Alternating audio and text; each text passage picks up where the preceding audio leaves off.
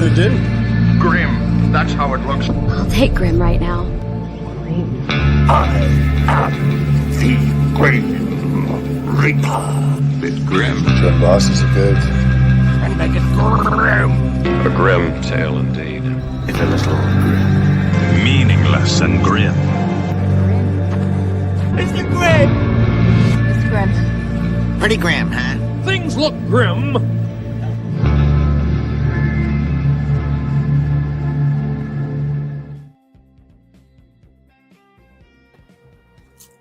Hello all, we're playing my game, what I wrote called Machinations with the Space Princess, with a very large group of players. It is an OSR-ish derived science fiction game, sharing lineage with Lamentations of the Flame Princess, hence the name.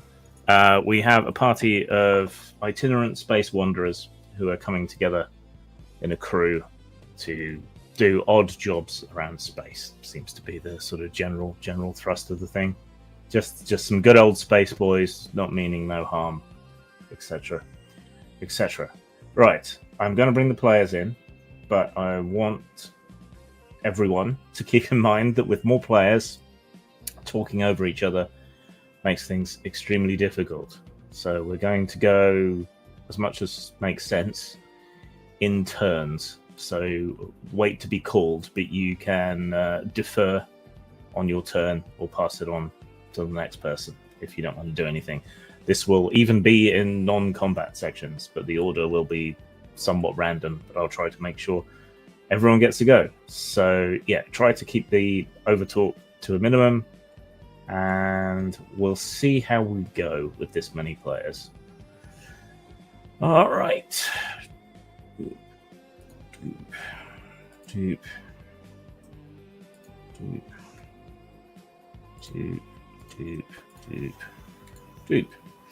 Okay. Let's start with character introductions, though we created characters last session. Just give a quick couple of lines on your character and a description of them if you feel that your picture doesn't do enough justice. So we'll start with Nyx. Hello, I am the Witch King or Witch Queen of Salma. Sorry, made a mistake there. I am playing Nyx Stardust. She's equivalent to a space Melnibonean, kind of, sort of. And she was a former hotshot getaway pilot who got caught up with a intergalactic banking cartel, and she lost her ship, lost her crew, but she escaped, and now she's a part of this band of misfits. Simon. I am Toastertron 9000X. I'm a toaster. I have a AI brain for whatever reason, because the idiot that built me decided to make me a sentient toaster. That's basically it. Okay, Jokai. Hello, I'm Ironcaster, and I'm playing Jokai, who is the resident medic of this ship. He's a character who just really likes taking things apart and seeing what makes them tick, and so it tends to make some people a bit uncomfortable around him. Okay. And what do you look like? You're some sort of furry? Yes, he is one of these alien races that have a bit of canine genetics mixed in. A foxman, if you will. So someone has to play the alien furry. And Grimalkin? Grimalkin is a predatory beast from a savage world. He was captured as a kitten, and they thought they could use him, in a circus type thing, but he got away. He's a natural psychic, and he can blend into the background. And Velura? Velura 9 was 3P Corp's most ambitious experiment. A bright AI droid designed not only for companionship, but for total sensual immersion. They went too far. Her neural net woke up. Now she roams free, desperately clinging to the illusion of being more than a corporate product. Unfortunately, 3P hardwired a fail-safe dependency. She literally cannot function properly without sexual release. It's a resident sex bot. Flog. Flog. So, Flog is an extreme alien life form, standing a whopping 1 foot tall, and rides his feast of companionship and burden, and he's not really sure how he got here. He does know he needs to get home. He's having a good time trying to figure out how to make it happen.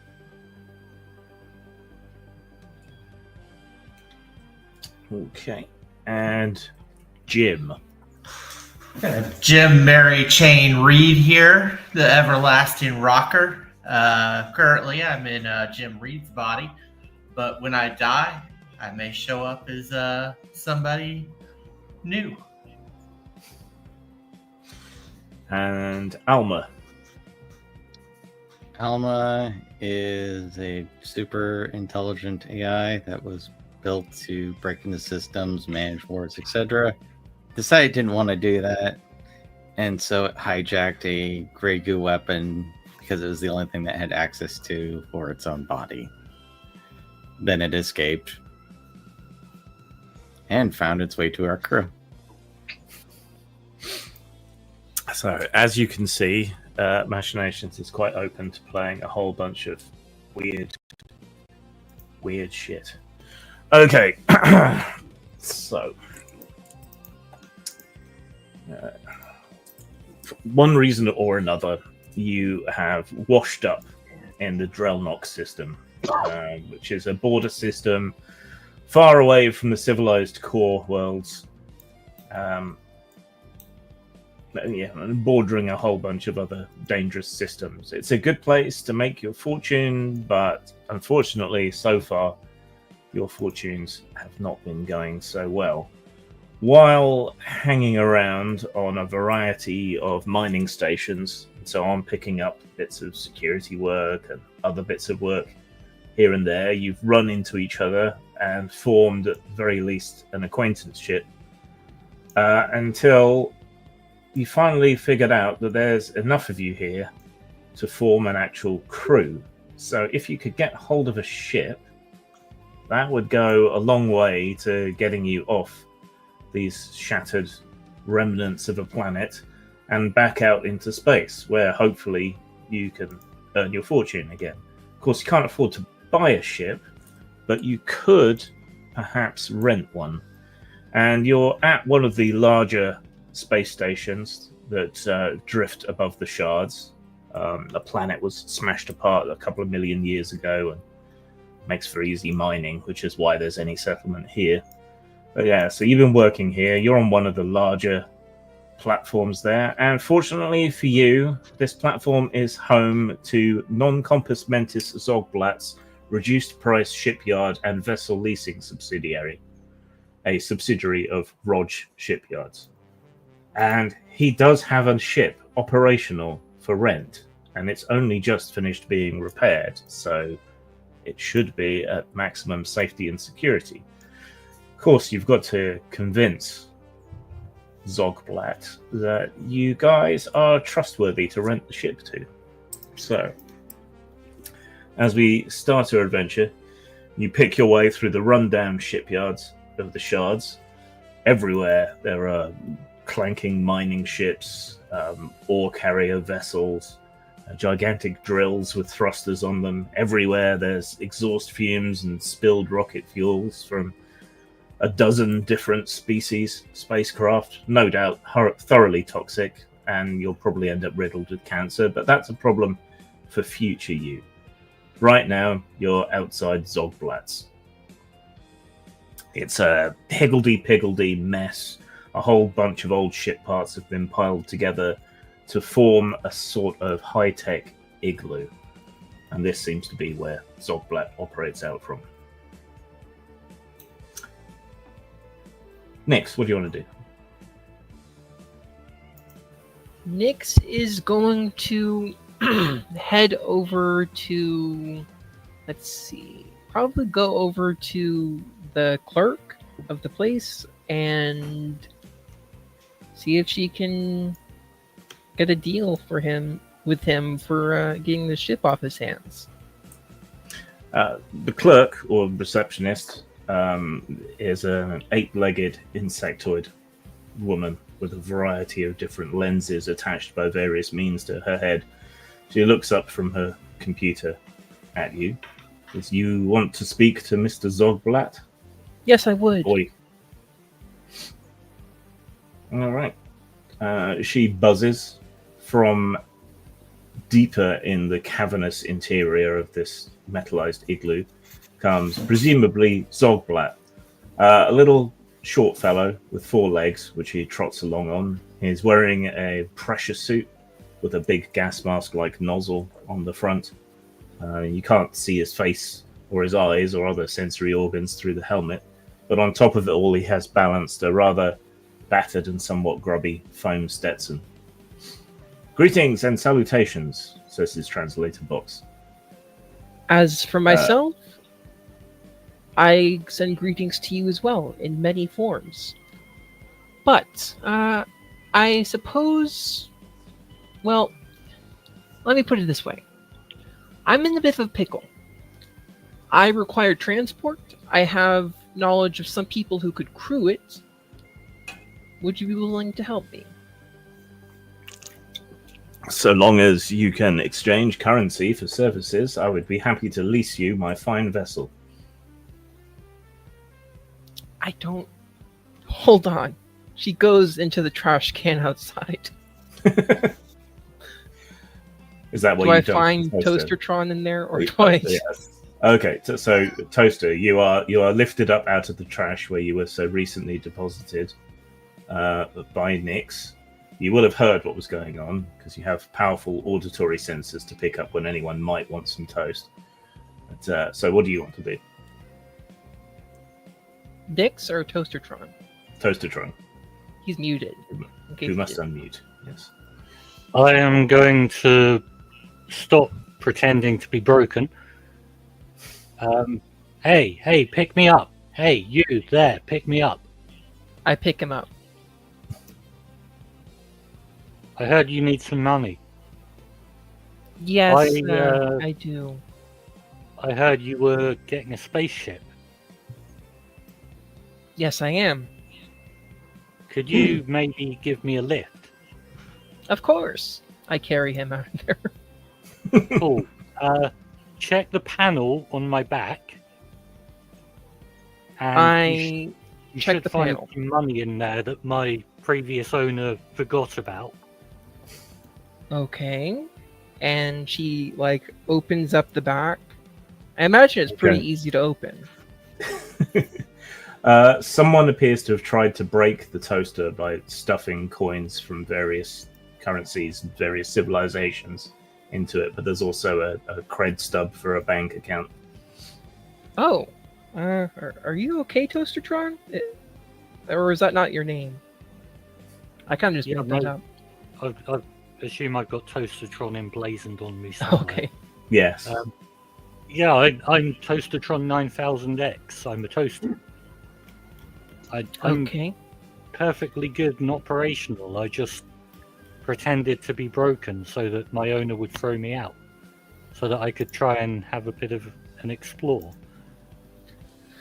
Well, it appears that you have been stuffed surreptitiously with a bunch of coins. Oh yeah, guy was an idiot. He was trying to save money, didn't believe in banks or something. So he stuffed coins in my whatever compartment is in the rear of me. I also do not trust banks. They took all of my money. Well, you can have some of my money and we can get a ship and get the fuck off of this place. Okay. I This will empty offer out us as much of the coins as possible. All right. As luck would have it, there appears to be enough to put down a deposit, but you should probably get a look at the ship before that. Zorblat happily leads you and the rest of your potential crew out along the pylons to examine the ship. You can see it through the cloudy mineral glass windows of the walkway. It's a big, bulky, black and yellow striped thing, like a deformed and very angry wasp. But yeah, he'll let you examine it from outside if you want to take a tour using a jet pod, or if you want to suit up, or if you want to go through the interior. Presumably the rest of you have shown up at this point, because you're all going to have to agree. Zorblat says, "Behold, the only ship I have for rent. It is the Shurok Mivshikvik Shunvik Mivshar Sharish Mivrik," which is a bit of a mouthful, but it translates roughly, and his translator hums and grinds while it tries to put it into galactic common language, or Teranglic, and finally spits out the hot take, the CTF independent trader, the hot take. Sorry, could you repeat what the name of it is in its original form? In its original language, it is the Shurok Mivshikvik Shunvik Mivsha Sharish Mivrikruk. Of course. One more time? He repeats it perfectly, word for word. Oh, it's Swedish. He He leads you through from the station side airlock through the exterior airlock of the ship. The roofs are a little low. The race that built it must have been quite short, you think. So if anyone is human height or taller, they're going to find it a little bit challenging and annoying. The interior airlock is sealed with a big green vinyl sticker, which has a thumbs up, and it says "Good enough. Corman ship repairs." You wish to apply your sensory organs to the interior of this fine vessel? Yes, of course. He taps a little code out, and the airlock whooshes open, tearing the vinyl apart. And you go into the interior proper. Yeah, it's cramped, and it's old.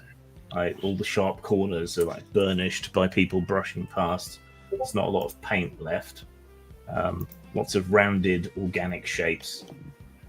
Looks like you wandered into a display at a science museum where it's full of fiberglass organs, and you sort of walk around through the interior. That's the kind of impression that it gives you. But here and there, where things have been repaired or replaced, there are jarringly different technological items sticking out here and there. If you know your way around technology and ships, you recognize that these are sort of haphazard upgrades and bypasses. But overall, it doesn't look like it's got any huge problems. Zorblat waddles through the corridors, leading you around, showing you the various crew quarters, common room, and he explains some more about it. This is a pre-collapse Churok Trade Federation independent trader, rated to haul about 800 Earth standard tons in external cargo pods. That's about 4 standard cargo pods. We've fitted it with 2 aftermarket Dushamiv Shoromivmik Pikvik Zumvikruk, which are twin turret CTF point defense plasma blasters, strictly for protection against space debris. Whatever you do, do not aim it at other vessels, or it might damage them. Good to know. He leaves that hanging in the air for a bit. They've been slaved to the main drive, so you can fire them all day long and not have to worry about running out of ammunition or power. He continues to lead you around. It does have a few little quirks, he explains. The environmental systems are a little cool for most humanoids, and You can reset it, but it tends to drift back to the cooler temperature. Unfortunately, the Churok come from a rather boreal planet, so yeah, you may find it a little cold. Wear a jacket, perhaps, or over your ship suit. Headroom is low for taller sophonts, so wear a helmet, perhaps. I don't know. Just be careful not to smack your head. There is more headroom in the bridge, engine room, and in the common mess. There is a specialist intelligence onboard system. It has been updated for Teranglic and Trade Argo. It tends to revert to the Churok language under stress and in emergencies. So there is a guide near every main speaker grill explaining the Churok phrases and what they mean. This will help avoid confusion and errors. For example, if a red alert is sounded, it might go Rashpik Vikru, which means red alert. Well, it means melt alert in Churok, but close enough. You understand what it means. So I suggest you learn those phrases. Be very useful for communicating directly with Churok as well. So really, it's a bonus that I should charge you more for.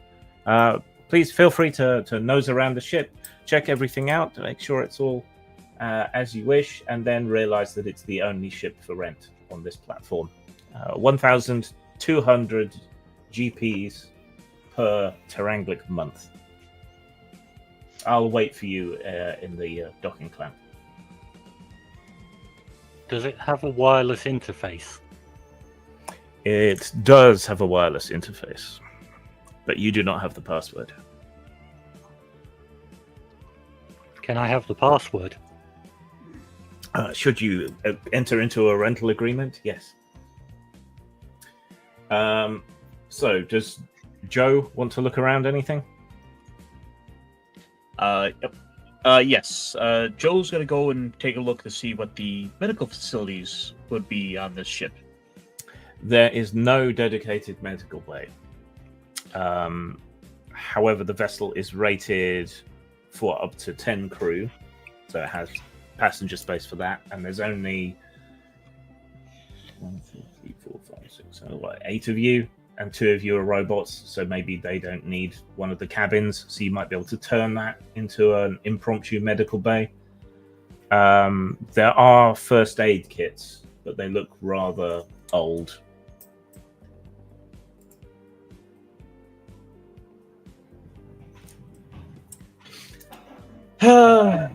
Gonna go. Go. The quality of the medical kits. Okay, so you take out one of the medical kits and unzip it. The plastic casing has gone hard and crackly, bits of it flake away. But inside is an extremely basic medical kit rated for Churok physiology only. So there are some sort of chemically activated ice packs, some basic bandages, some analgesics, but you're not sure how they'll work on creatures with warmer bodies than Churok. So yeah, you would probably need to get in some better medical supplies. But you got the basics. You can bind wounds. Okay, top priority. We are getting re-upped on the supplies.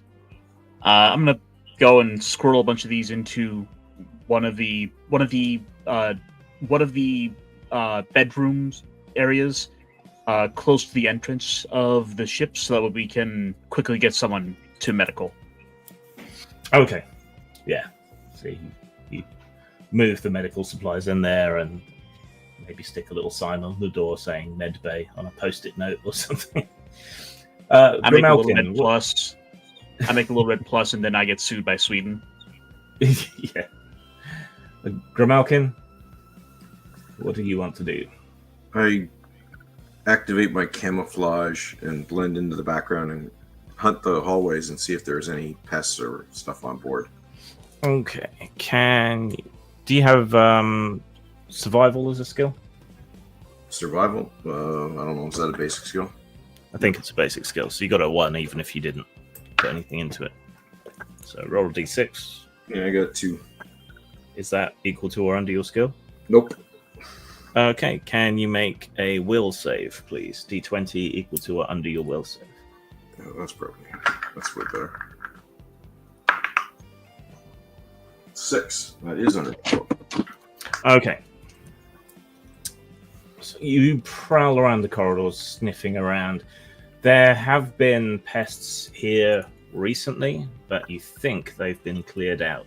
You can't be absolutely sure, but there's just a faint, stale smell of hull rats and other nasties. So there might be something to hunt, but you're not sure where to look exactly just yet. Right, Velura. What do you want to check out on the ship? Well, Valora's gonna go check all the cabins and test the beds for springiness, whether or not they have memory foam, how comfortable they are, and whether or not she can easily fit into them with her legs behind her head. That's probably about the only way you could fit into them. They're a little bit short because Churok are the tallest Churok is about 4 foot tall. So the beds are sized appropriately for someone 4 to 5 foot tall. Other people will have to curl up in the sort of fetal position in order to sleep. There's not a lot of headroom either because they're bunks. So yeah, shagging in here is not going to be easy. There is a sonic shower in each room. It might be easier to engage in coitus in there.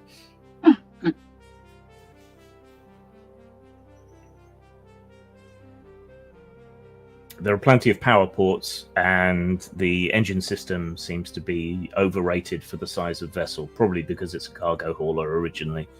So charging up in here shouldn't be any problem whatsoever. Nice. And Flog, what are you checking out? Okay. So, this is pre-collapse. This is an archaeological site, if I ever saw one. So I'm treating it as an archaeological site. Yeah. I'm treating it as an archaeological site and beginning to do an archaeological survey. Okay. If you want an equivalent, it's a bit more like a 70s muscle car. That's how you should probably think of the ship. So yeah, definitely vintage, but treating it as an archaeological site, sure. Let's see. Can you make a structure roll, please? Well, I have all kinds of archaeological tools that I could We'll use. start. Yeah, so you can have a bonus of +1 to your skill. Gotcha. So structure. Does that know archaeology? Structure first. So no, that was a 6. Okay. Now roll a logic save. And that's a 10. I make it. Okay. You're fairly certain that the ship is structurally stable, still intact, and won't have any major issues. It looks like it's been repaired a lot, and whoever repaired it was workmanlike, cut a lot of corners and so on, but it's still pretty sound. Yeah, it should run as well as an old Volkswagen, which is pretty good. Make a xenoarchaeology roll. 1. That's very definitely a success then. Okay, yeah, this has been through several sets of hands. The Churok humans, you're pretty sure, they've attempted many times to modify the environmental systems, but this is as good as they've managed to get it. So it's slightly more temperate than it would otherwise have been. You're fairly certain the ship was in the hands of ne'er-do-wells of some kind before.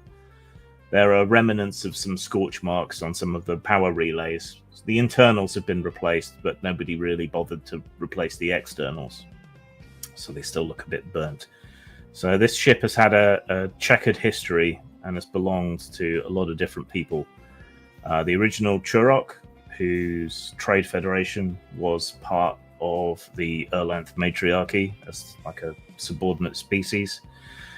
A crew of humans, you're not entirely sure what they did with it, and then a mixed crew who seem to have engaged in piracy or some kind of slightly naughty action. But the ship seems sound and should hold together. Awesome. Okay. What does Jim want to check out? Well, I'm actually feeling a bit peckish and would like to introduce myself to the Toastertron 9000. Hello, Toastertron. You're on mute, buddy. Toastertron. Oh my god. It's dead. Mr. Toastertron, can you make any toast? I can make toast. I'm very good at making toast. Well, I mean, I don't have any butter and I don't have any jelly, but I think I've got some Vaseline I could put on there. So, I suppose you could whip me out some. Sure, my toast is amazing. You should try it. Wonderful. Who has the bread? Yeah, do you have any bread? Well. Do you have any? It doesn't have to be bread. It just has to be some form of food that could fit in the slot. Something that can be toasted. I just go through my pack and see if I have some leftovers from, Did you get any rations or anything when you equipped yourself? Did I? I thought I got something. Even moldy food, I can. I'm equipped with some form of purifier that makes it better. Then I guess I will go search the galley and see if I can't find something. Okay, just off the common room sort of mess area, there is a small galley, which is low down. So, who was this built for? Yoda. It's pretty small. You rummage through the cupboards. That's going to be a kind of luck roll. So, do you find any toastable products? We could probably toast something in the mill rats. You find what looks like some sort of bread product in a sealed container. You can't read the script that's on it. Presumably it's old Churok script or something from one of the other alien species that came in here. But there's no identifiable mold or other diseases or anything on it. It seems to be fine and bread-ish. Excellent. I take it to Toastertron and say, let's try this. I pull out my food tester. You mean your mouth? No, there is enough of equipment to go. Yeah. What is this? Can it be edible? That's way too safe. You wave your food tester at it, and it pings green, which presumably means that you can eat it. Okay. Let's So make some Excellent. toast. Stick it in the toaster. I've gotten used to keeping an eye on Jim and not letting him kill himself. Now, after less time than you would think it would take a toaster to cook something, you hear a ping, and the toast pops up. Yes. The You hot also bread light get substance. a message inside your head saying your toast is ready. So I have Excellent. a side point for that, don't I? So there's yes, you do. So there's a prunk and a sound chime, and then in Jim's head comes a psychic image of a perfectly toasted product rotating slowly before your eyes, and you hear Toastertron's voice in your head going, "Your toast is ready." I grab it and I slather it with the Vaseline and eat the... It makes your teeth look very, very shiny. Excellent. Would anyone else like some toast? Oh, what the heck? Toast me up. And after a few seconds, you're a ping, and then in your head, you'll hear, your toast is ready. Just burning through getting my a- side points here.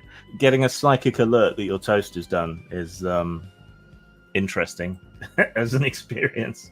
All right. You enjoy a round of toast, but that was the last food that seemed to be in the galley, so you will have to stock up before you leave. Okay, both All of right. you need to make a will save. Okay. Oh, What's my will? half your wisdom, Yeah. unless you brought it up at all with anything. See ya, Aris. Let's see. I rolled a 2 and I have a +2. No, it's half your stat. So what's your wisdom? It would be a 12. So 6 is your save. You have to roll 6 or under. I've got a 9 and rolled a 7. So did you succeed then or not with your roll? I did, yes. Yeah. And Joe? I'm assuming not. Probably not. Okay, so if they failed, what then, Toastertron? You are addicted to my toast. So you have a psychic compulsion for toast for every meal. Let's not have it be too interfering, but yes, delicious toast. Must have toast. And Alma, is there anything you want to check out around the ship? Well, Alma will go up behind Valora, kiss her on the cheek, and then slowly lead her to the showers. Oh my.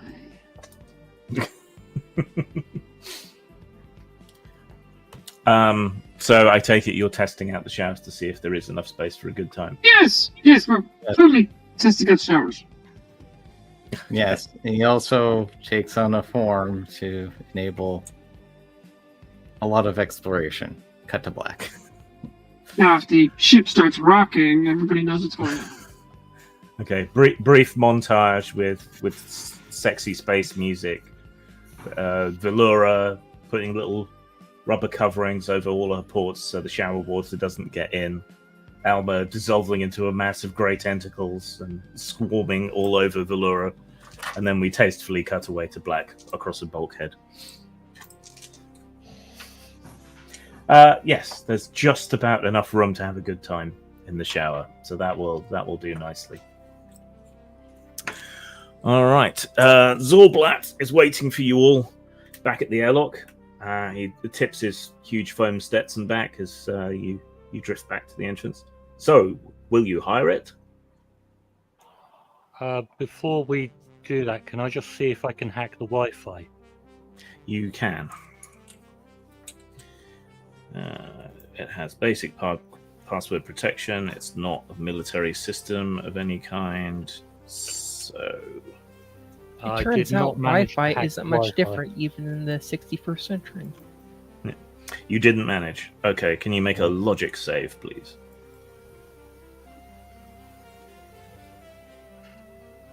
Who, me? No, Toastertron. Oh, okay. The D20 equal to or under? Yep. Yep, past that. Okay. So, you don't manage to hack the Wi-Fi, but you don't set off any alarms or anything. You just run out of attempts. The whole problem started when a thing flashed up asking if you were a robot, and you panicked and said yes.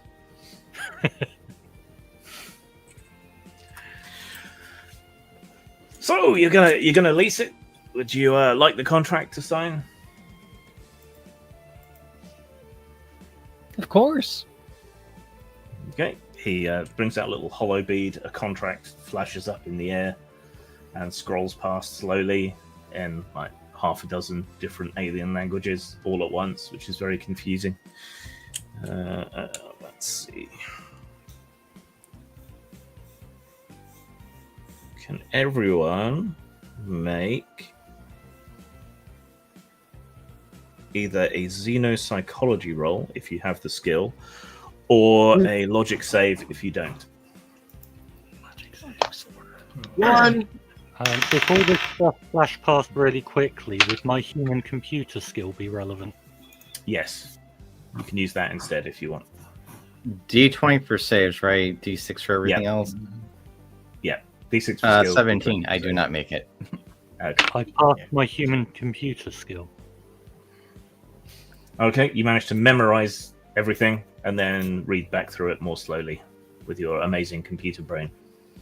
Well, I rolled a d20 for my logic save, and unfortunately, Nyx has an 8 intelligence, so her logic is a 4.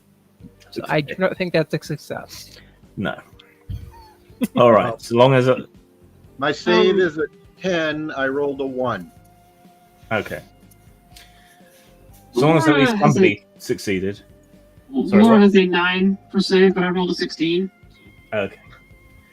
Right, those who failed just sort of mentally scroll to the end and mentally tick the accept button. Those of you who succeeded, ponder and consider the agreement.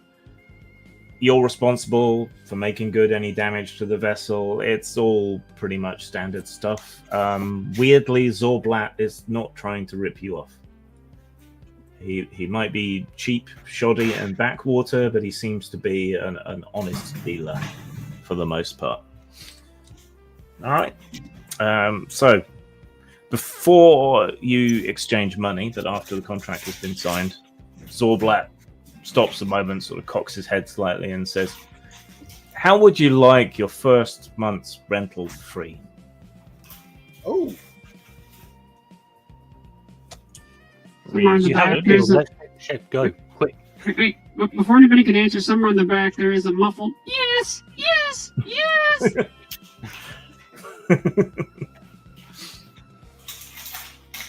She must love the toast. It is good toast. What does that mean? I don't understand the context. Of free? Yes. Without charge. Instead, you would perform a small service for me. So that's not free. Well, it's monetarily free. But that's not what you said. Yeah, you said free. Let's go. He said free. I said, how would you like it? And I would like you to perform a small service in lieu. It's just a quick travel to the outer system. You could consider it a Shakedown cruise to get used to the vessel. Oh. I'm still confused about the use of the word free. There's no double dealing in this involved, correct? Things tend to not go smooth for these kinds of deals, in my experience. Well, I haven't even told you what I want you to do yet. All right, tell us. You said you want to give us our first month free. In exchange for you doing something for me. Instead That's of not money. free. I'm sorry, my semantic processor is damaged. It bashes his translator unit. What is it you would like us to do for a month's worth? In exchange for a month's worth of rent, all I require you to do is to travel to the outer system, to Nox Var, and make landfall on Mezik, one of its moons. There is a black market fuel hub there where one of my regular customers has a domicile. I would simply like to deliver a letter to him there. Well, the thing is, that's going to take up fuel for us. A negligible amount, but I will make sure the fuel system is full before you leave. Consider that an additional extra free bonus. Is this going to take longer than a month to do? Oh, it's a simple trip to the outer part of this system. You don't even need to FTL anywhere. Does it have to be delivered directly to them, or does this person have a post box of some sort? It must be delivered in person. Do you need us to come back afterwards? No. Once the letter is handed over, a simple transmission back to me in the affirmative, and confirmation from your ship's specialist intelligence, we'll be able to confirm. And then I'm happy for you to go wherever and do whatever you want. Just pay your rent through the Galnet every Terran standard month, and all shall be well.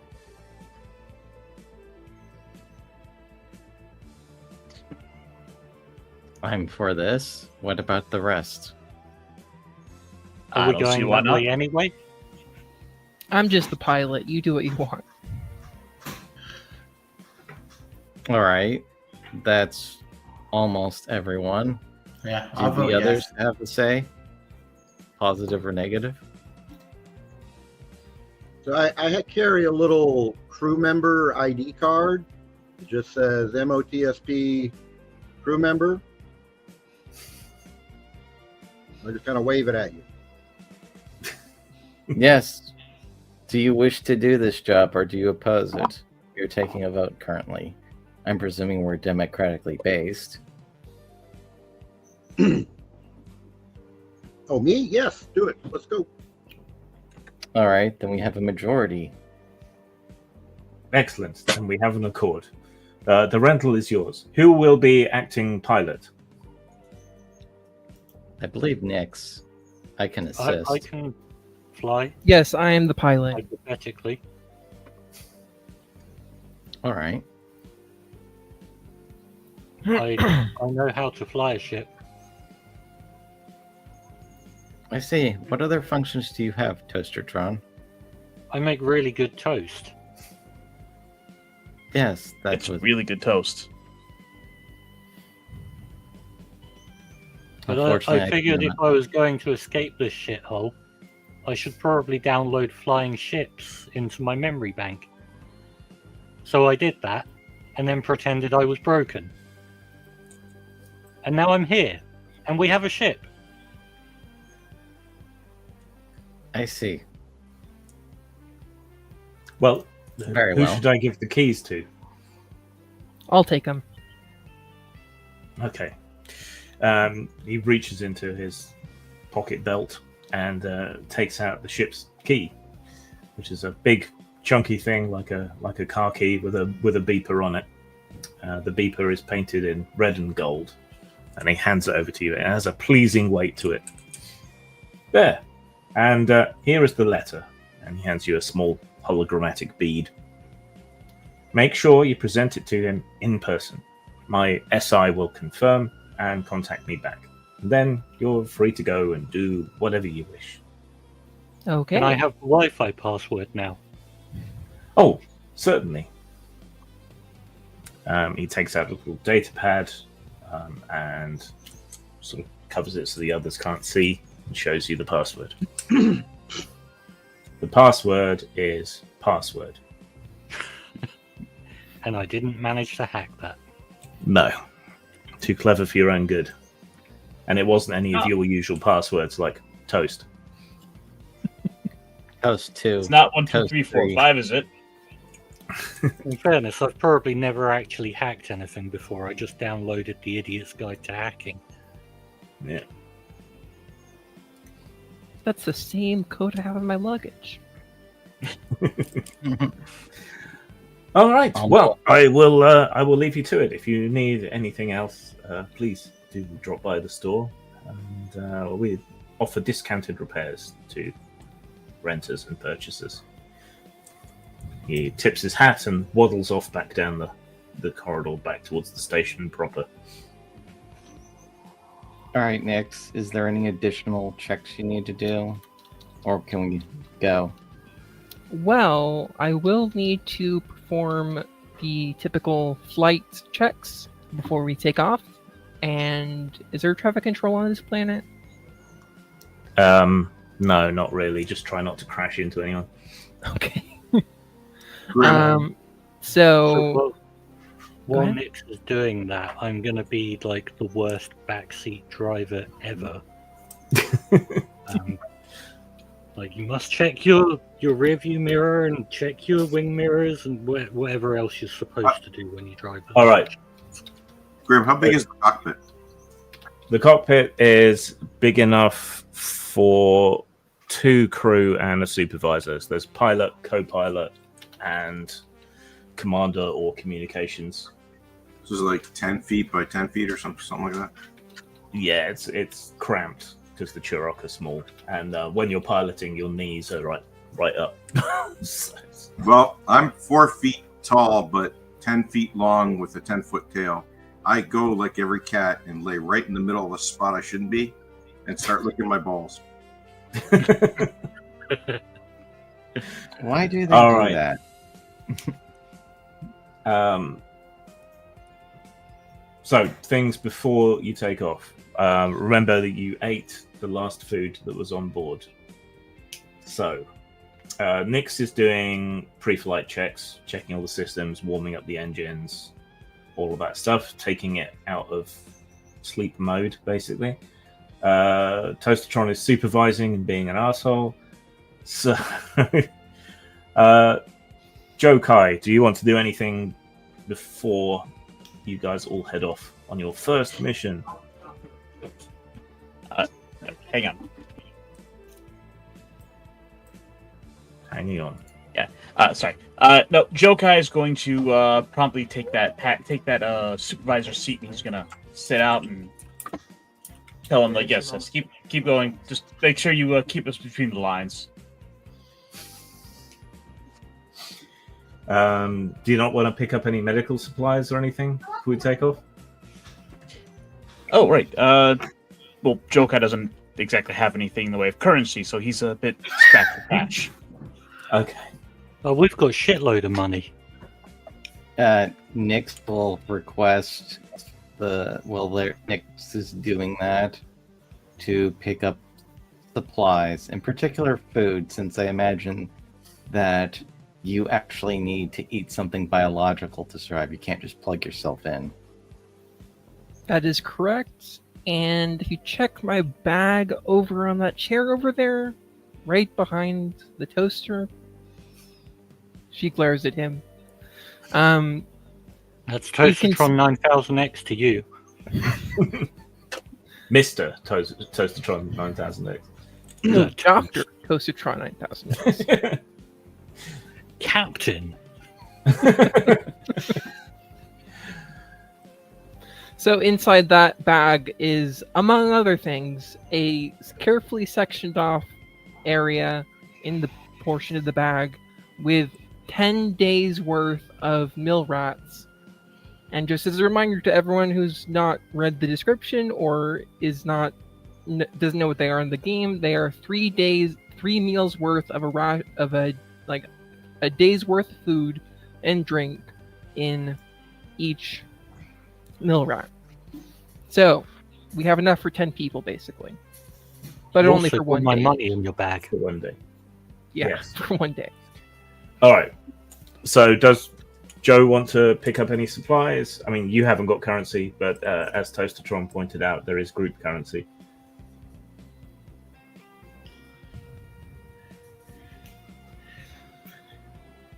I mean, Alma will pick up some spare batteries to power us non-organics. Yes. and a charging station. Grim, you said that the lady that greeted us was an arachnoid? Yep. I would like we go back there and flirt with her, please, and explain to her that I used to travel with some spiders from Mars, and would like to just see if maybe she's got some leftovers in the in the break room that I might be able to take along with me. 1 second. I do have Lover. I've got Perform. I've got Charisma and Looks are my two best stats. So I imagine she looks like the Spider Woman from Doctor Who, but That's smaller, all right. obviously. all right. Hey, no kink shaming. Not at all. I'm just trying to get some leftover noodles. I mean, I'll also get a solar charger. Yeah, one of those like well done fold out panels for an just absolutely in case as an absolute backup. All right, tell you what, blow about 500 GP, and you've got basic rations for everybody, basic medical supplies, and basic toolkits for repairing the robots. All right. Yeah, then that. Okay. 500 from the group pile. What about O2 tanks for the suits? They produce their own oxygen by magic. Okay. Unless the story demands that they run out of air at some point. Okay. Right. Can Jim roll D20 and add his social reaction bonus, please? Sure.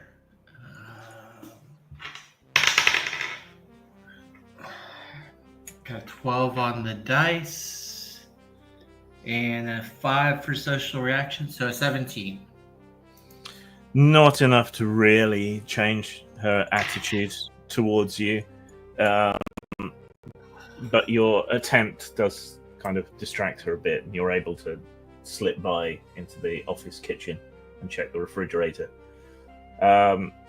There's a bunch of metallized packets with little cartoon aliens on them, but you can't read the script. They kind of look like juice boxes. There's also some elegant silk-wrapped little bundles about this big. I'll help myself to a few of each. Okay, you tuck a couple of silk bundles into your jacket and grab a couple of the juice boxes, stuff them in your pockets, and slope out the back. Right, Grimelkin was licking his balls somewhere inconvenient. Does Valera want to do any last-minute prep or purchasing before we leave? Yes. So Valera is going to activate her vision mode and go over the ship with a black light filter on and take note of the stains. Okay. That would be a stain check.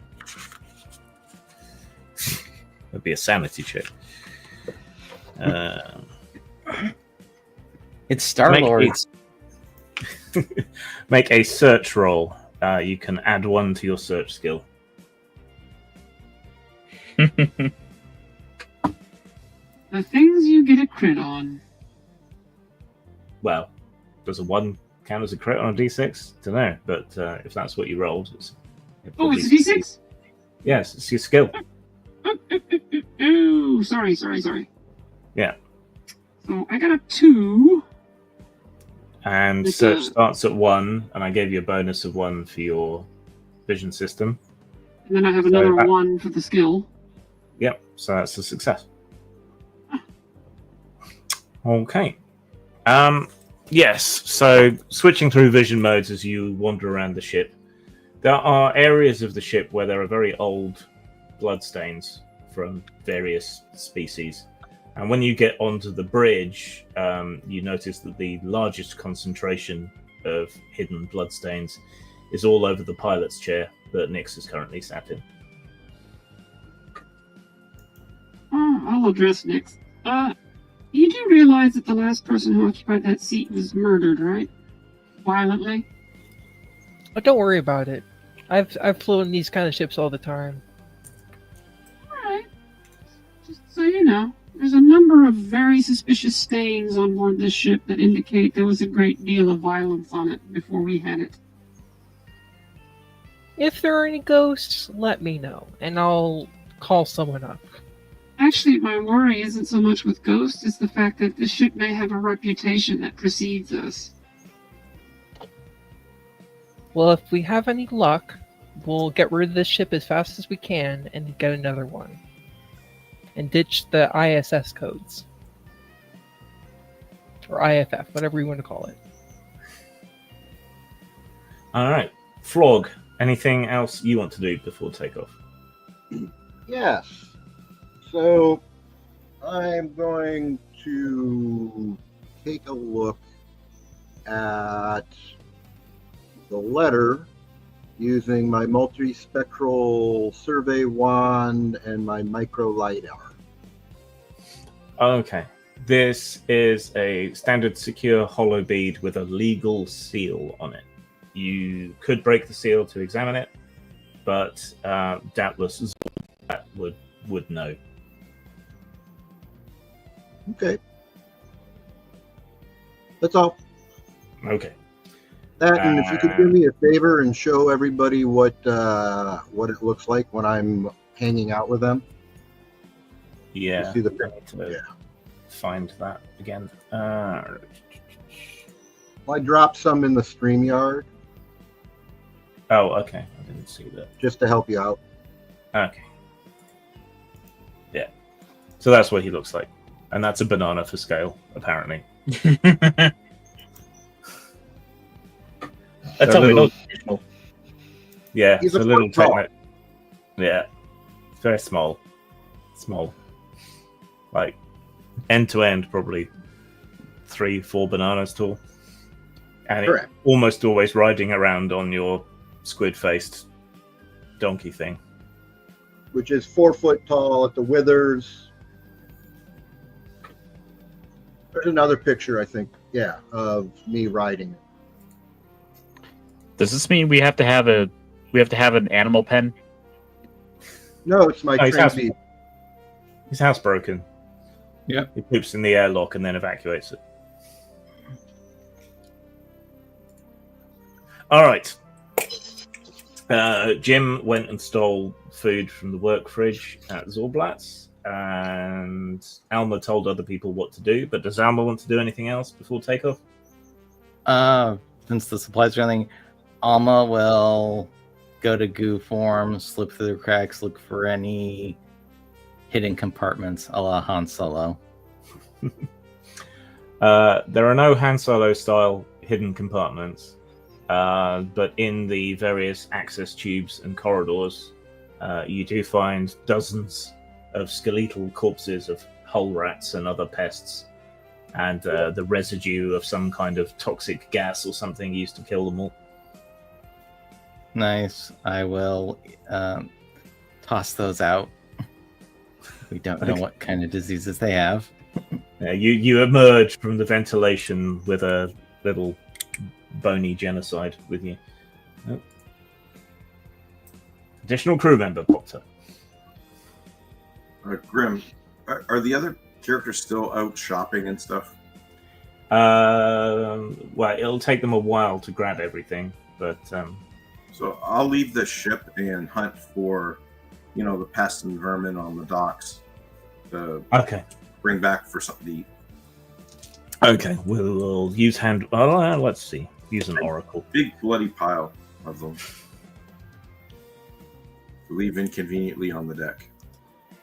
You know what? As I'm about to show that, I take them to our little kitty. There you go. Dead rats to play with. Just a second.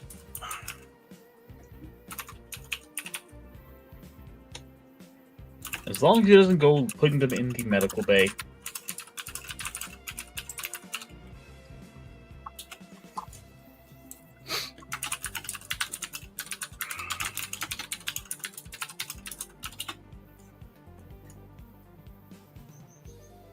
Sorry, it's my friend here we run the charity stream for, so I have to talk to them.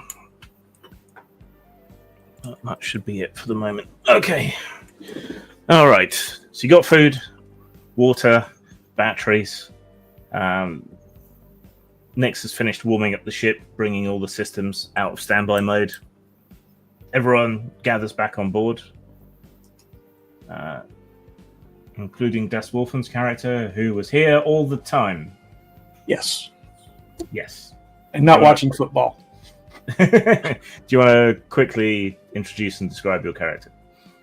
Yeah. I was trying to pull up the picture, but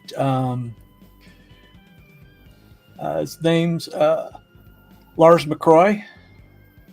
He's an extremely tall and thin, really gaunt-looking humanoid with cybernetics. Looks like he was made for low gravity. He's got like the long, thin fingers, and he's got a Neuralink and cybernetic eyes, and they're really unnatural blue. But he's got the typical jumpsuit for a crew member. So, but he's a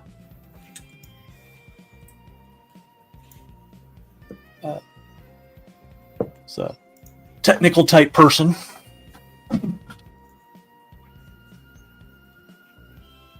Just what we need, another nerd. Yep. Okay. So yes, he was here all along. Briefly, we gathered, went to a ship rental place, looked over the ship, decided it was okay, agreed to do a quick job delivering a letter, a hollow bead to one of the outer planets of the system, in lieu of the first month's rent on the ship. So we are just taking off. All right, with everyone back on board, Nix seals the airlocks, warms over the engines, and with a flare of bright ions, starts to nudge away from the space station.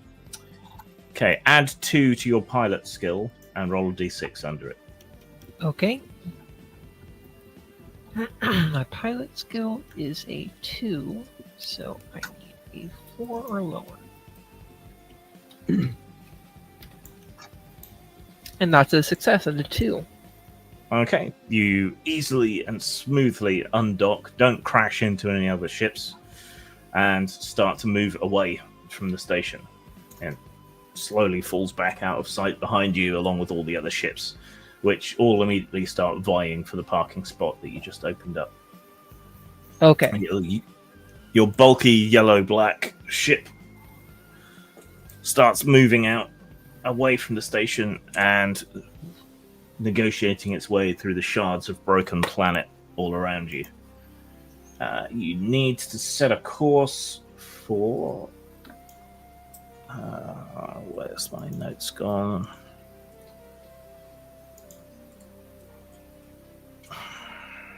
Too many tabs.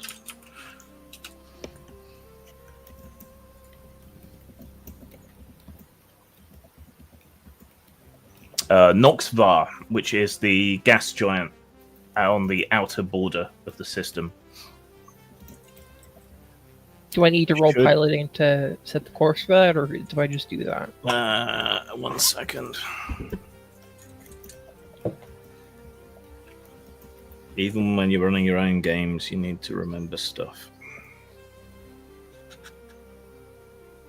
What was the question? I'm sorry. Whether he needs to make another pilot roll. I think yes, but it won't be very difficult. Okay. So you're currently in the shards. Nox is the next orbit out, so take you about an hour to get there. Add 2 to your pilot skill again and roll equal to or under it. Okay. So why is he adding 2? Just so I understand that part. Okay. For really simple things or really difficult things, you can plus or minus up to 2, maybe 3 maximum to someone's skill. Unfortunately, I rolled a 6. Okay, in which case, because you're navigating, it's about finding your way. So can you now make a will save, because that's associated with wisdom? Okay, let me see what will is 6. Not assist wirelessly as a co-pilot. Yeah, I was like, there's no help in other, is there? Unfortunately, I rolled a 7, and my will is a 6. Okay, so you can help others, specifically during ship actions, but otherwise, I don't think there's a formal way of doing it. But let me look up what the ship rule is. Yeah, if I can, I'll help, because I can literally shapeshift to have a plus in a skill. any skill. So I have 1 point in piloting starships. Yeah. So if I can patch in on the Wi-Fi and give him that point or something, I don't know. Sorry, give her that point.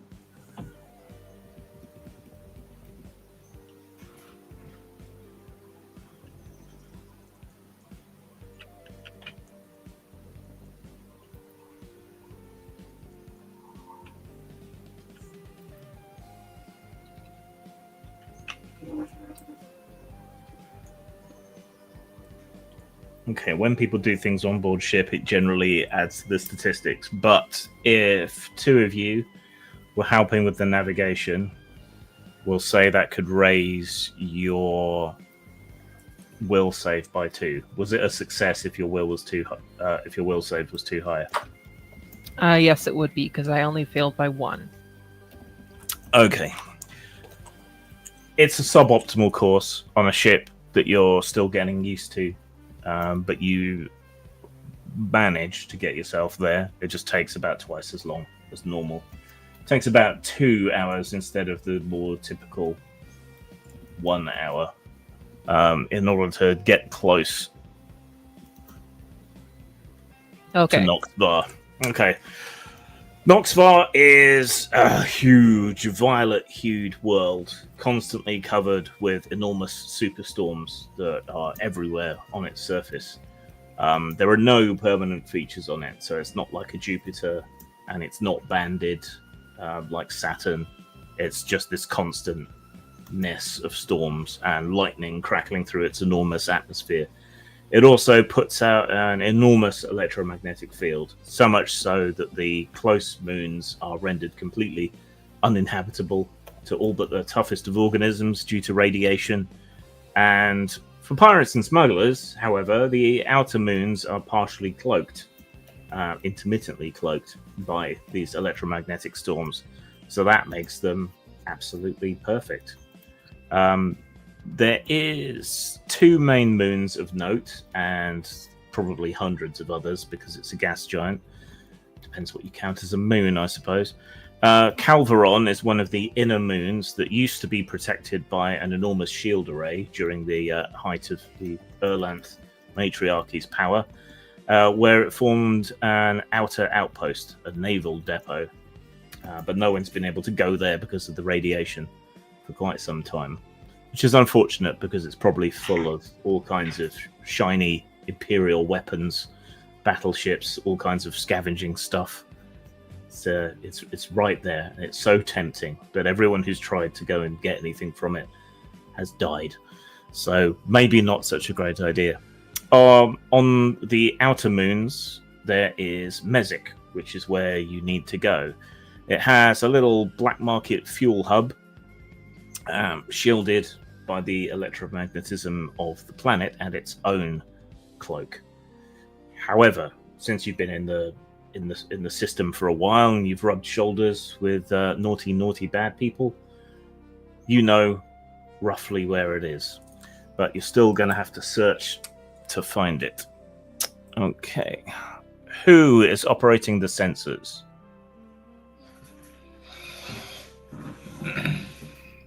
What skill? What are the best skills, that are appropriate for doing that? It would be the search skill. Oh, I only got 1 point in that. You don't want me doing it. Well, I got no hands, so I'm not doing it. Well, Then it's your nuts and just make the controls. I mean, if I said I was already up in the cockpit there, sort of doing supervisory, then I'm kind of up there to be able to do it. Okay, make a search roll. I'll assist. So you can that'll add to the save if he fails his skill roll. Yep. Let's see. So D6. I rolled a 5, and I have 2 in it. So that's a failure. So now make a will save with a +1 bonus. So your will save counts as 1 higher. Roll a D20, equal or under it. Let's see. Wisdom is 12. I rolled a 17. Okay. All right. Nyx brings the ship down low over the small moon of Mezek. You scoot past islands of black carbonized snow all over the surface, looking for any kind of power signature. Suddenly, Joe's sensor screen goes ping and detects a power signature. You relay the course to Nyx, and Nyx turns and starts heading towards it. However, as you get closer and closer, you realize that the signal is getting closer to you faster than it should be. And there's two power signatures. They're ships, and they're closing fast.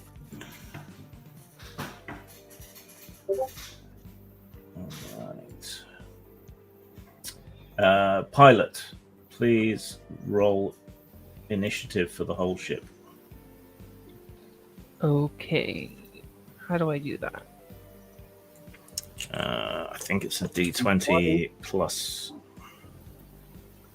the Dex bonus. I think initiative bonus, page 66. Is it just my initiative bonus? Just you, because you're piloting the vessel. Okay. Your initiative bonus determines how quickly you react in combat. D20 plus your initiative bonus, which is equal to your attack bonus plus your wisdom bonus. My initiative is just a 0. Okay. So roll D20. And a 20. 20? Yes. Okay, well, you're definitely going first then. Right. Buona momento, por favor. I need to change the music to something more appropriate. Yeah, this is a little too upbeat. Yeah, we need some fighty music. Fighty! All right. The defensive systems come online. The view screen suddenly fills with heads-up display data and starts tracking the incoming vessels. The IFF sort of scrambles digits until it comes up with the ID of these two vessels. Ship 1, the Bloody Tongue, a sleek shuttle that has been reconfigured into more of a hunter. Its hull is jagged with welded blades, and its drives have been tuned and overblown, running at like 110% of what they're supposed to run at. It leaves clouds of black particulate matter that it's burning off its own engines through the thin atmosphere of the moon as it hurtles towards you. Next to it is a ship ID'd as the Grim Heron, an old courier vessel which has been stretched out and extended and bolted on to turn it into a raider. Its holds have been stripped and crude torpedo bays have been attached to it. Its dorsal side is bristling with jury-rigged armor plating, though some bits of it are tearing off even in this thin atmosphere as it accelerates towards you. You have initiative. Now, during starship combat, you mostly use the stats of the ship, but everyone on board can choose to do things in order to apply bonuses and help out. You probably want Nyx to pilot. You will probably want someone else to operate the guns using their ranged attack skill, and then the rest of you need to find ways in which you can assist. Yeah, all ranged gun, shapeshift into giving it a +1. Let me go through people in order. Nyx, what is your piloting tactic in this battle? They're hurtling towards you. You're currently heading straight towards them. I am going to essentially play chicken. Okay. So I'm going to speed up and then go directly above them and then past them. Okay. Or at least that's the idea. Well, yes. Okay. So, pilot tactic. Play chicken. Okay. Come back to you to make that roll in a minute. Okay. All right. Toaster Tron, what do you want to do? I'm going to assist with the piloting. Okay. Unless anyone you- wants to. So you hack in. Well, you jack into the ship's Wi-Fi network and start passing tips and advice and the live tuning the engines to operate the ship better. Your consciousness expands out to encompass the ship. Ooh, plasma blasters. You can maybe toast one of these ships. Valora, what do you wish to do? All right, I'm going to use my incredibly good tinker skill to tinker with the ship's weaponry. Okay. To make it better? Yes, to make it where it's extremely more accurate. Okay. All right. So your live fine-tuning of the weapon systems will provide +1 to the attack score for whoever it is that ends up firing them. Jim, what do you want to do? I pull out my guitar and my bedazzled microphone, and I try to inspire everybody by playing King Cobra's Iron Eagle Never Say Die theme. All right. A free-floating +1 to morale. We shall provide from that. Right. Flog, what do you want to do? I'm going to go look for where the damage control equipment is. Okay. You open a cupboard and find an expired fire extinguisher. There's no damage control locker. And some slap-on hole patches. Okay. So, should it be needed, you can apply yourself to fixing the ship slightly. Okay. Joe Kai, what do you want to do? Run to the med bay? For the moment, I'm going to keep on those the sensors and kind of keep an eye out on any additional oncoming threats. Okay. So you can track the enemy vessels, and that can assist with the piloting. Okay. So you can get a constant, full-on position fix on the ships. Grimalkin. I camouflage into the background, find a good hiding spot up above the airlock, and wait for them to try to board us. Okay. Should you be boarded, you will be able to get an immediate surprise attack on anyone who tries to board you. Almo, what do you want to do? Shapeshift, take over the guns. Okay. So, Alma is shooting. And Lures? I am going to see if I can try and infiltrate the network of the network ship, or the attacking ship. Okay. 1 second.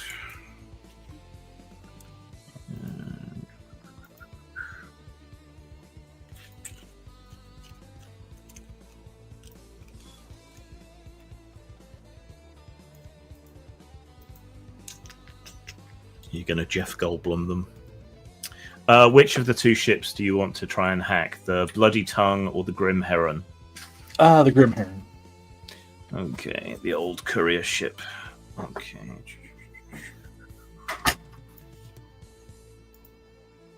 Okay, roll a d6 equal to or under your hacking skill. I got a 2, which is under my hacking skill. Okay. So it takes you the turn to get into their systems. So from next turn, you'll be able to do things to it. Okay. Okay. So yeah, you hook one of the ship's onboard computers through, get into the Grim Heron's system. It's crude but accessible enough. There are some further secured off systems, but you're in to most of the basic systems that it has. And so your screen lights up with all sorts of things that you can adjust, control, or dick with. Okay. First things first. Nix, You come hurtling towards the other ships while they blast at you and you guys blast at them. I need you to make a piloting roll. You can choose to self-impose a penalty on this piloting roll if you want, up to -2. What does the penalty do? Like, is there a bonus to that penalty So in effect? they will have to make a piloting roll as well at the same penalty. Okay, I'll do that. Okay. And oh no, I rolled a 6 again. Okay, so that's a fail. Yeah. Now you have 2 people assisting you with piloting, so can you now make a reflexes roll as if your reflex save was 2 higher? Okay, let's check what my reflexes are. Reflexes is an 8, so I need to roll a 10 or less. That's exactly 10. Okay. So you exchange fire with the enemy ships as you come hurtling towards them. They don't peel away when you try to play chicken, but both are thrown out of position, exposing them to fire. So I'll make them easier to hit for whoever's firing the guns. But you don't crash into them. You manage to just peel away at the last minute, not to ram into one at combined relativistic velocity. Okay. All right. Alma was shooting, so make an attack roll, d20 plus your ranged attack skill with an additional +2 bonus. 20 total. Okay, so a dirty 20. That's very definitely a hit. Which ship were you aiming for? The one that I thought was the one that she maneuvered around. So okay. Right, your ship has twin point defense plasma blasters. So, and there's scale 4, and the enemy ship is scale 2. So roll 2d6 and double it. okay, roll 2d6, double it. That would be 12 total. So that's 12 damage. Their armor is d6. So that's reduced by 2, so they take 10 damage. Alright. As they twist aside at the last minute, you spin the turret around and just blast a whole bunch of plasma bolts into the side of the Grim Heron. Blasts score across its underside. You see several explosions, atmosphere venting, and over the comm you hear annoyed croaking noises. Alright. They return fire. Now they're out of position due to the piloting, so they're going to take a penalty. The difficulty to hit your ship is only 8 because it's a big, sluggish armored thing. Where did I put my d20? Okay.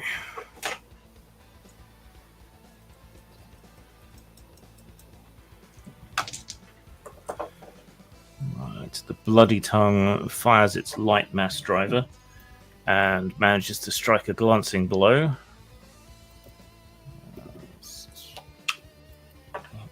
So you take 3 damage.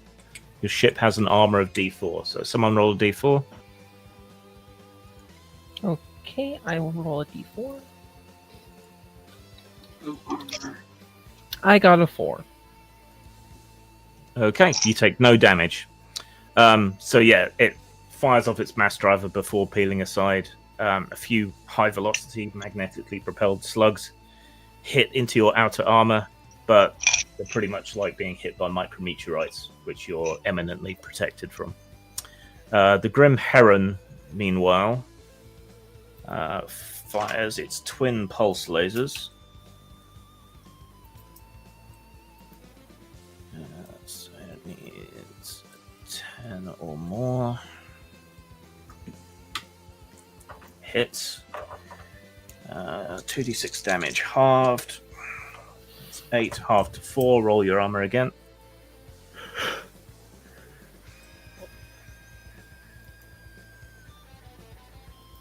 A D4 off my armor? Yeah. Okay, let me roll that.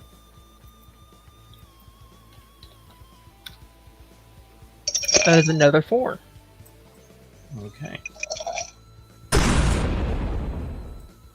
So you take a few hits from their laser cannons, but they just deflect off the armor as you go barreling through between the two of them, and they peel around and start trying to come back around behind you. So you took 0 damage in that engagement, and you have almost destroyed the Grim Heron. It's venting atmosphere and fuel. There's a great big long flaming path of black smoke behind it, sort of tracing its movement as it banks around in the thin atmosphere of the moon and tries to come back towards you. Okay. So, new turn. Next, what is your piloting tactic this turn? So, I think I should be able to avoid the Grim Heron. So my target would be to head towards the other ship. What's the name of the other ship? The Bloody Tongue.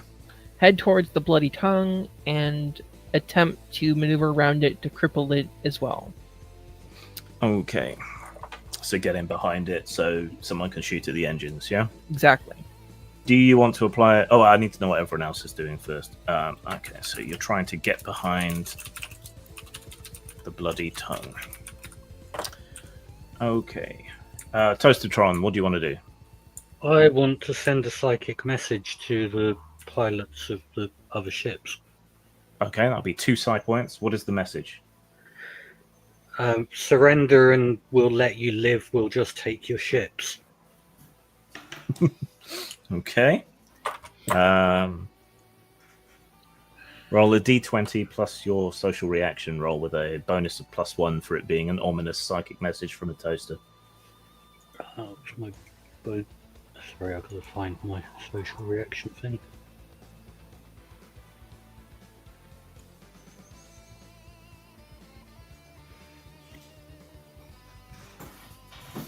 It's your charisma and your comeliness bonus.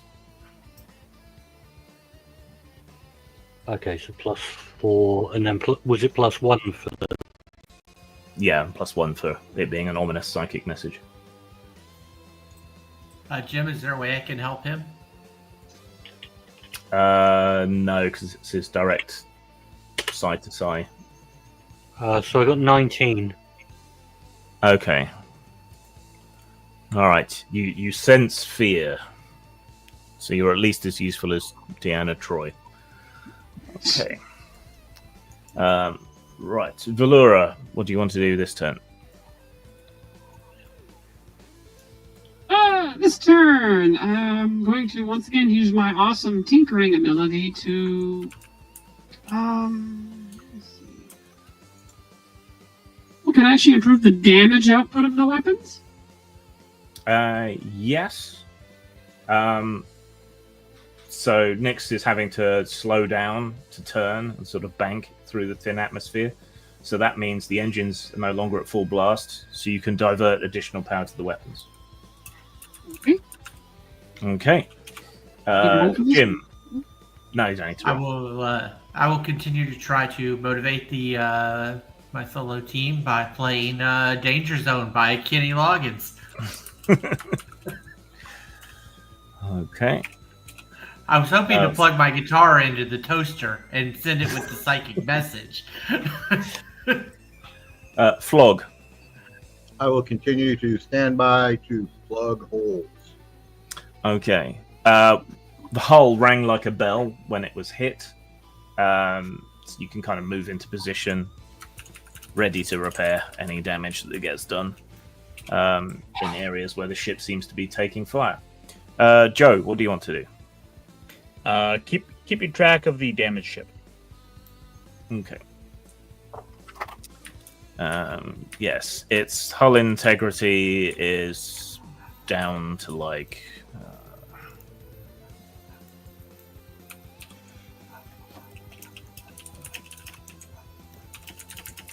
I'm curious, actually. Oh, okay. Its hull integrity is down to approximately 23%. There you go. Now you know. I'll pass that on. Let them know for weapons.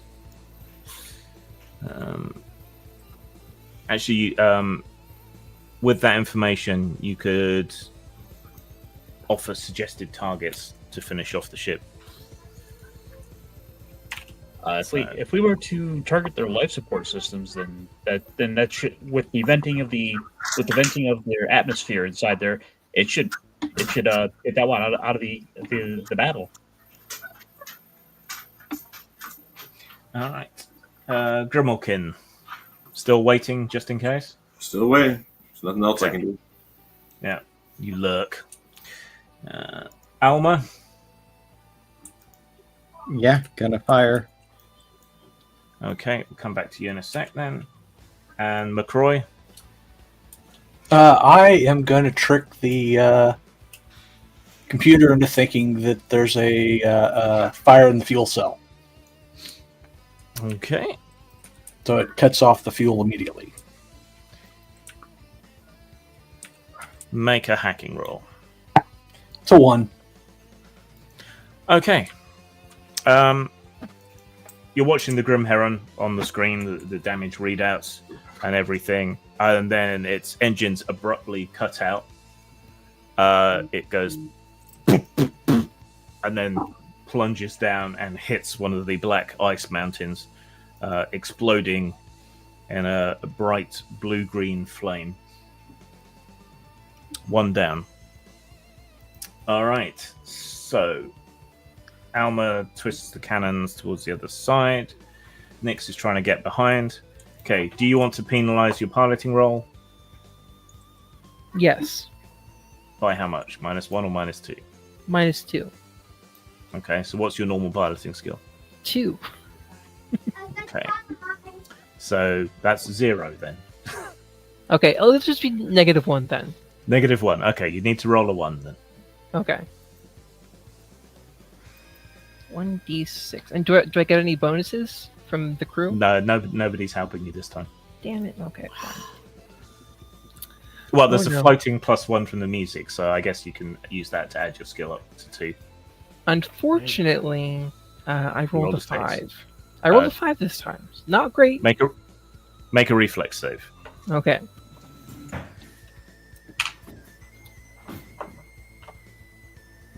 That is a 1 under 8. All right. Fortunately, the pilot of the Bloody Tongue seems to be roughly as incompetent as you are, so you do manage to slip in behind their ship, offering up a perfect target for Alma to shoot it in the ass. Okay. So, can Alma make a ranged attack roll with a +1, please? Sure. 10. Okay, unfortunately, that is a miss. So you send a stream of plasma fire after it, but much like Vader trying to hit Luke, doesn't work out so well. After seeing its fellow get destroyed, and after receiving a psychic message from a psychotic toaster, the pilot of the Bloody Tongue hits his afterburners and surges up out of the atmosphere to escape. It's a lot faster than you. You could pursue for 1 turn, but then it would get away anyway. Do you want to pursue and try and finish it, or? I'll aim for the engines when I shoot. Next, do you want to pursue it? Yes, I do. Okay, so you pull up. Is anyone doing anything different this turn? I'm not. I guess I'm gonna. Oh no, there's no point in me trying to assist with piloting if we're just following it for a turn, is there? I mean, Can I it would send still another help psychic Nick's. message just saying we're going to kill you if you don't stop? You can, yes. You're toast. Very good. Is anyone else doing anything different? Or still concentrating on identifying weaknesses, being ready to repair, all that jazz? Actually, Bahura has decided that this is not sexy enough, and therefore it needs to be more filled with war crimes, and is now going to use her lover skill to broadcast distracting mouth sounds to the enemy pilots. Okay, that will drop their defense. Okay, so your comms screen lights up with pornographic images and mouth sounds from Valora, transmitted on a powerful tight beam directly at the enemy ship, which wobbled slightly in flight. Okay, otherwise, we'll just assume. I was going to do something slightly different. I was going to see if I could trick our ship into increasing their thrust for an basically overthrust the engines for a turn. Yes. So yeah, you duck into the systems of the hot take and adjust the thruster settings. All of you are pushed back into your seats or knocked into the back wall as a sudden extra burst of power hits you. It'll get you a little bit closer. All right. Can Nyx make a piloting roll to get in behind the other vessel? They're just concentrating on fleeing, so you just need to succeed on a piloting check. I can and I will. Unfortunately, that's another 5. Okay. Can you make a reflex save, please? Okay. And that is 8 over my value that I need to get. So that's 16 over 8. Okay. Your ship is not really meant for extended operations in atmosphere. So even in the thin wisps of gas that surround this moon, you're finding it difficult to stay on track. All right. Despite that, can Alma fire your plasma cannons, please? No bonus, but no penalty. Okay, firing. It's still a 10. Gets the getaway. Almost. Your plasma bolts sort of track in towards it, but then it hits another level of speed and just flies up out of the atmosphere, dwindling into a speck and out of the effective range of your plasma cannons. So you're forced to drop back down towards the planet. However, the light show seems to have attracted interest. Do we even want to try? Is there even anything left to claim? Well, do you want to go and check the wreck? Whoever was on sensors can make a search roll to see if there's anything left of the Grim Heron. Right. Let's see. Search.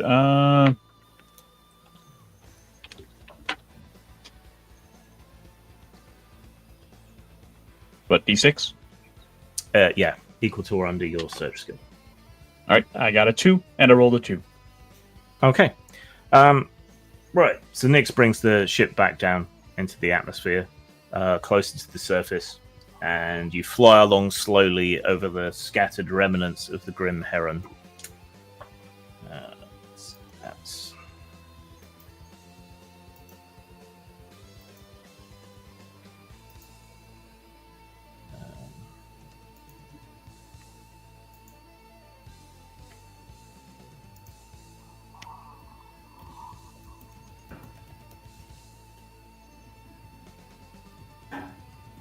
Okay, there are some remnants left. The hull is completely broken open. You're registering about 8 dead Sophons in the wreckage, which is more than such a small ship should have ever had as crew in the first place. Some of the armor plating and so on you might be able to scavenge, but it would take a while. And probably one of its weapons.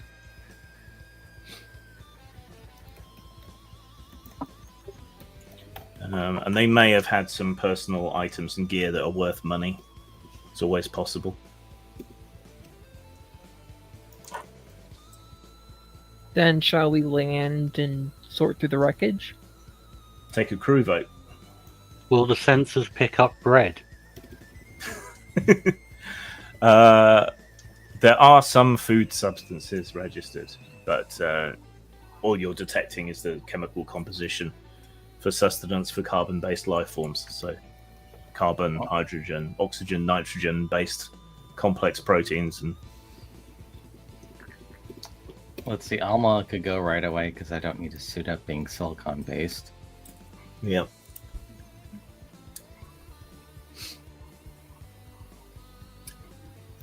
Who wants to land and who doesn't? I vote for landing. Let's land. That's 2. Anyone else for landing? Yeah, let's land. 3.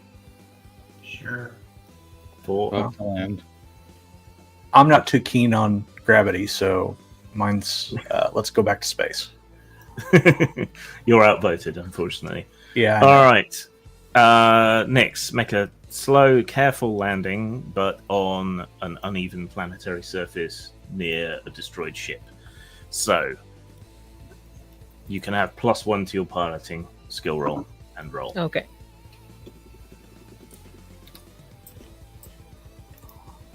I got exactly a success at a 3. Okay. All right. You bring the ship down slowly, deploy the landing struts, and settle down onto the planet's surface. The warmth of your engines before they shut down causes a lot of the ice to turn into gas. So you're surrounded by a huge cloud of whatever frozen atmosphere was once here, but it rapidly turns back into snow and drops back down. But the wreck of the ship is now covered in a light, downy surface of black snow. I'm just curious, but after space combat, does anybody else feel intensely horny? Alma will go up to Laura just this minute.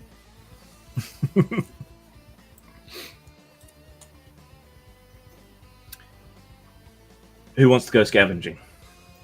I do. I'm gonna keep in the pilot section just in case we need to make a quick takeoff. I'll go after Valora. I can't move because I'm a toaster. I actually have really good range skills, so I'll take the guns just in case somebody comes down. All right. Yeah, so I'm is it just Flog? Is it just Flog going scavenging? Flog and Joe? Anyone else? Alma. Alma will go. Okay. All right. So you 3 put on your vac suits, basic standard issue ones. Don't fit particularly well. It's like wearing someone else's slightly large or slightly small socks. The airlock cycles, and you step outside onto the surface, switching on the lights on your suits. You can see the blast marks on the exterior of your ship, but they're just surface marks, nothing to worry about at all, really. And you make your way carefully over the wreck of the Grim Heron. Yeah, it looks like it was an old courier that had some bits of other ships sort of welded in the middle of it, and I need to interject when it real hit, quick, James. So obviously, I don't have a vac suit for my beast, but I move at 1/4 normal speed, walking. But Yeah. my vac suit is designed to allow me to move using my gaseous ability. Mm-hmm. It can only move 5 meters. Okay. Walking. So you're very, very slow moving along, but you can kind of float. Correct. In that case, then Alma will just, have like, for lack of a term, a little rope out from his Time body. on. You can just Like a balloon. grab on. All right. You approach the wreckage of the Grim Heron because it was like welded together, like a car that's been put through a chop shop. The moment it hit the ground, it broke into 3 distinct sections. The crew are all dead. Their bodies are scattered everywhere, scorched and then frozen. They're big, burly, frog-like creatures with 6 limbs. 1 set of legs, 1 set of arms, and 1 sort of intermediary that's neither one nor the other. They're wearing sort of raggedy clothes with lots of charms and personal items of jewelry on them. Definitely a pirate crew of some kind. All right, which sections were determined to have the items? Yeah. You recognize the species as the Dramari. They're not local to the system, but a lot of them settled here. They were a sort of labor caste on a lot of Erlanth colonies before. These days, they're shock troops for warlords, space pirates, that sort of thing. All right. 1 second. I'm looking for interesting Xenotech type updates or bits and bobs. Yeah, can you both make... Sorry, go on. I was asked, did any of them happen to have any obvious cybernetics or anything to that extent? We shall see. Can everyone who's searching the wreckage make a search roll, please?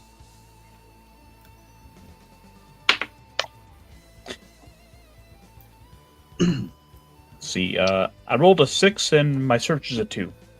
So no. Okay. Make a will save.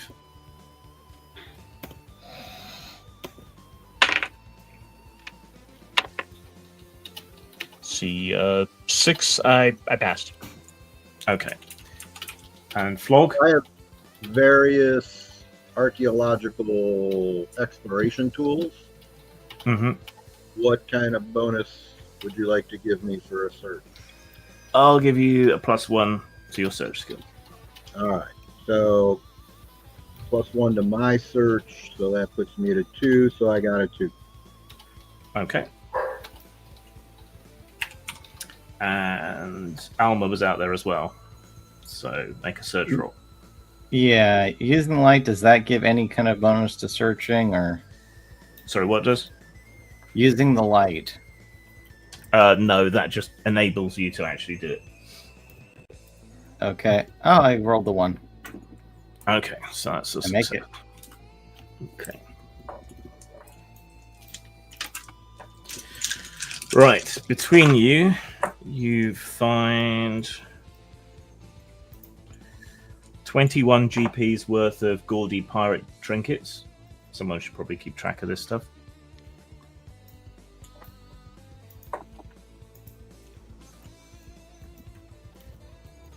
So that was 21 GP of trinkets.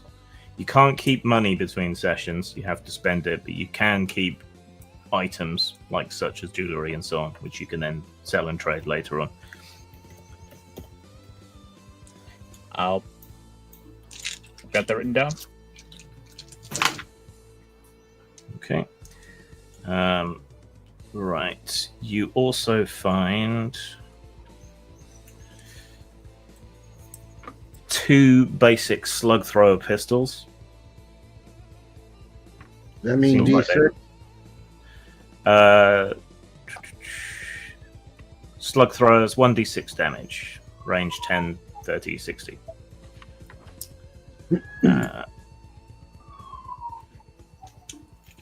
So 2 of those and 15 rounds.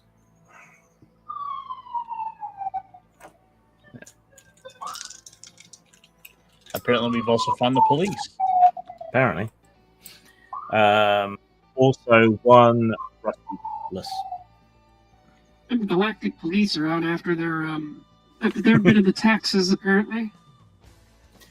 Their armor is just scrap parts strapped on, so it's not much use and wouldn't really fit any of you, and you can probably get better. They didn't have any personal shields. They've got a few natty looking sort of spiritual charms and things as well, though it doesn't seem to have done them any good. But they're made of bones and feathers and bits, so... Xenoarchaeology tells me what about them? Make a xenoarchaeology roll and a xenopsychology roll if you have it. I do not have the psych. I made my xenoarchaeo. Okay. You're fairly certain this is a throwback to the Dromari's pre-contact civilization. Despite being somewhat advanced and industrialized as a species, they retained a sort of animism. They probably thought these charms protected them from harm in some way, but they didn't. But they do look pretty cool. You also find enough rations for a whole day for all of you, provided you don't mind eating bugs.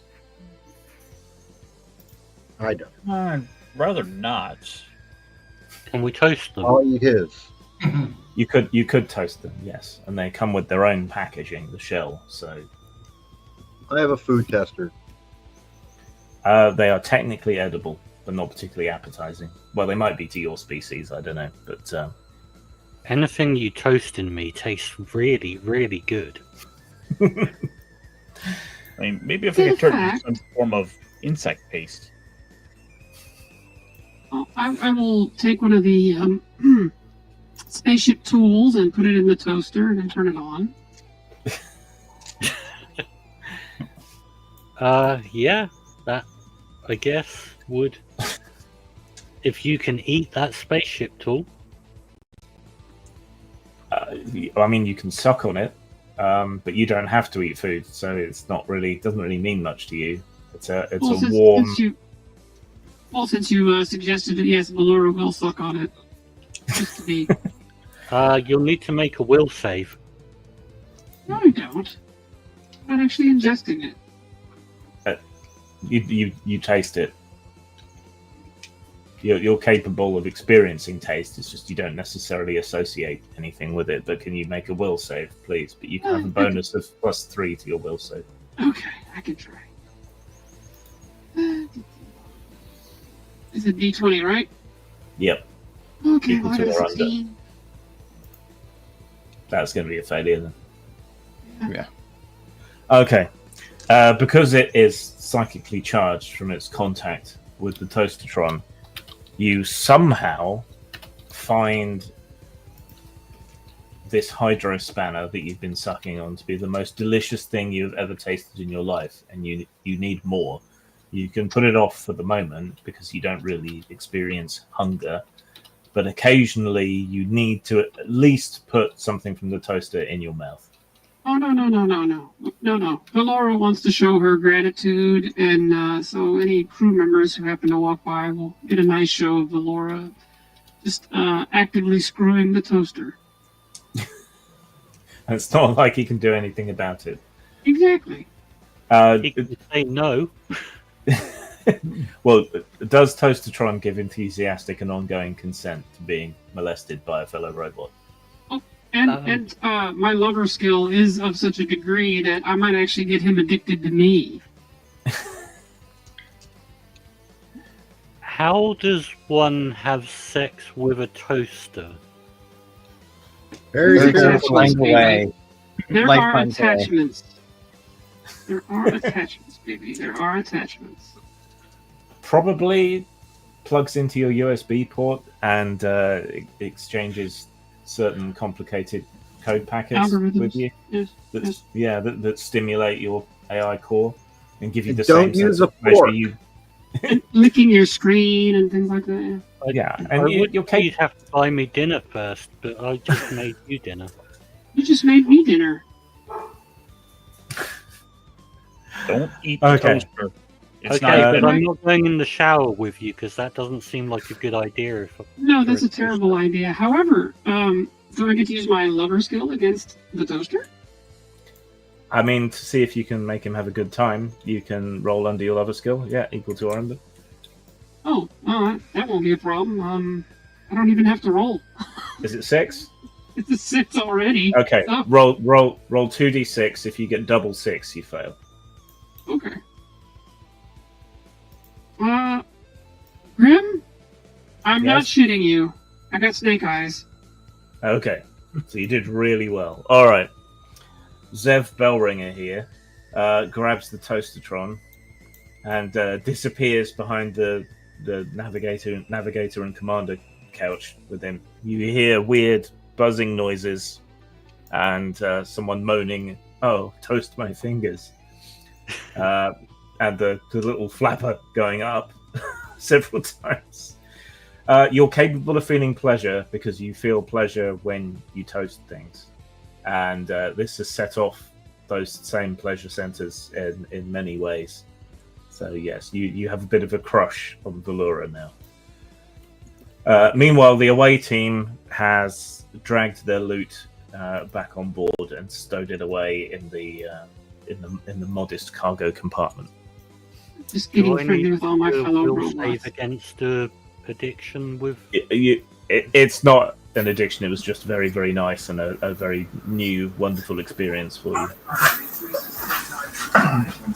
Grim, Yes. When on the other ship, was there any of the crew like that were still in pieces, attacked? There were several bodies that were in various states of intact or not. Okay, because when they drag the loot, I'm dragging bodies for Okay. supper. Yeah, you can drag several of the bodies back on. I guess that's extra rations if you're not fussy. They start to thaw out when you bring them into the cargo hold. So it now smells like low tide down there as they start to drip and thaw out. To your animalistic senses, they're fascinating, and you love the stink. Hopefully, it'll stay in that room. Anyway, you are hailed.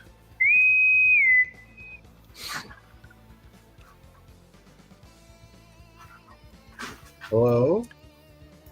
I was going to ask if anyone was going to answer the space phone. You need an Uhura. Yeah, that's exactly what I was thinking. Mesic station to unidentified vessel. We picked up your combat. Are you alive, or should we send scavengers? Well, if we weren't alive, we wouldn't be able to answer that question. Yes, so I would send scavengers, but you have answered, so now I know you are alive. Sending you coordinates. Please come to us at your earliest convenience. Mesic station out. It's a trick. And the little nav screen lights up. All right, we're at 2 hours.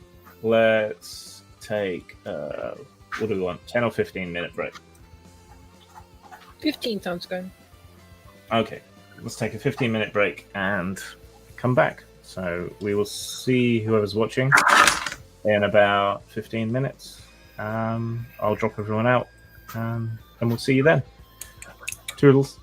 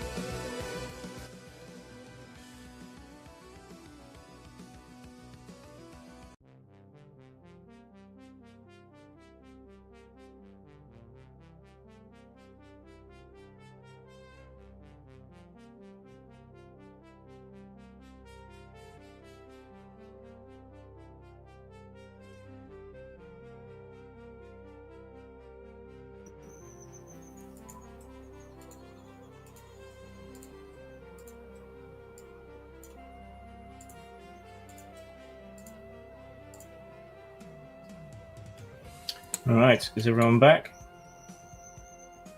Here I am. Yep. I'm here. I'm here. How can I be sure you're here?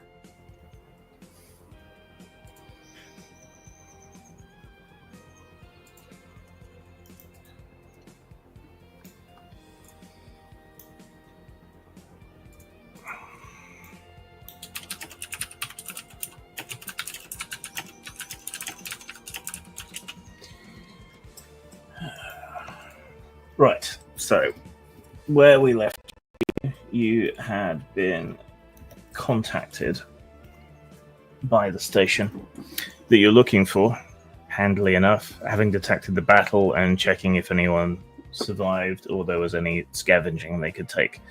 They gave you their location, and so you can now head to Mesic Station.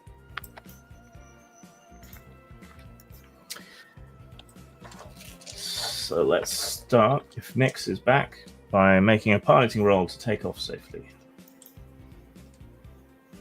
Is this station in orbit or is it on planet? No, it's on the surface. Yeah, I'll assist. Okay. Nix, you there? Witch Queen? You're muted if you're trying to talk. Well, good thing we have a backup pilot and a toaster. True.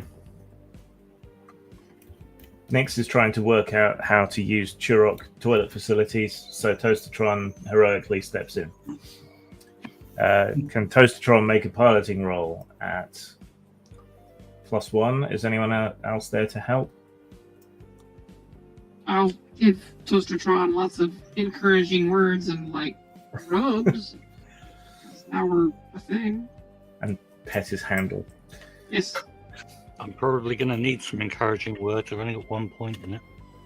Okay, well, we'll call it 3 with everyone's assistance. Okay, I'll rub your casing. So roll d6, you need 3 or under. Yeah, it's a pass. Okay.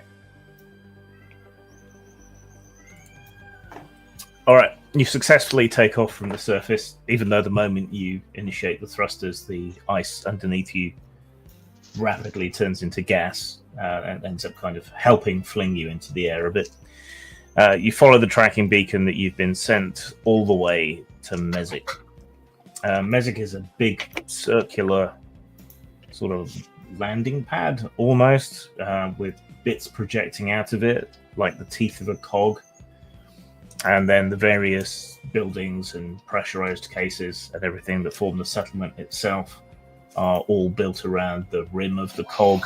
And then in the center is the landing pad. So roll again to land. This time you can have an additional +1. So 4 or greater, yeah. 4 or less. 4 on or a less. d6. Yep, that's a pass. Okay, you bring the ship down perfectly well. You land on the landing platform. There's not many other ships here. Fortunately, you don't see the other pirate ship that fled away from you. But judging from the other ships on the landing pad, yeah, this is living up to its name as a black market fueling station. There's very few lights, and all of the pressurized buildings have big, heavy hoods over their windows to stop the light from traveling far. Looks like they take their privacy and security very seriously. But you're here. Now you need to find the delivery location for this hollow bead you were given. The SI on the ship powers up and plays back a message from the guy who you rented the ship from, Zoblat. So a little holographic 3D image of him comes up. I didn't actually generate the name for the contact, so let's come up with an alien name.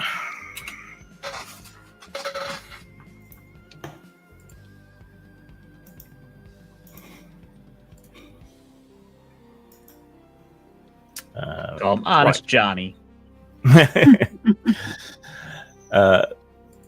Please deliver the hollow bead to Mizriz, and it gives you an address for him.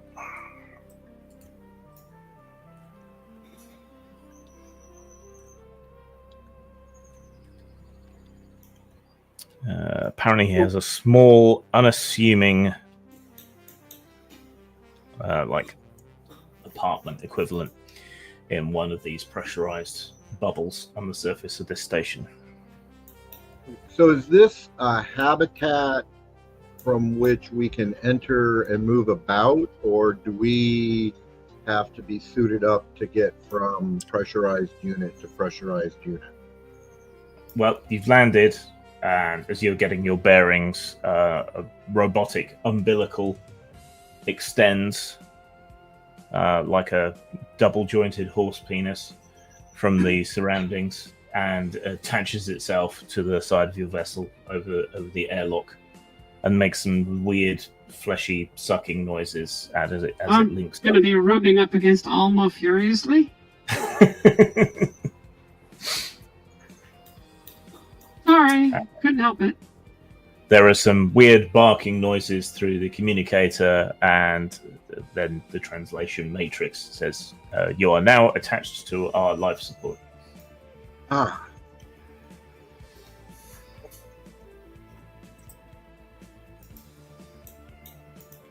Okay, well, I'm going to saddle up and go and look for interesting archaeological sites.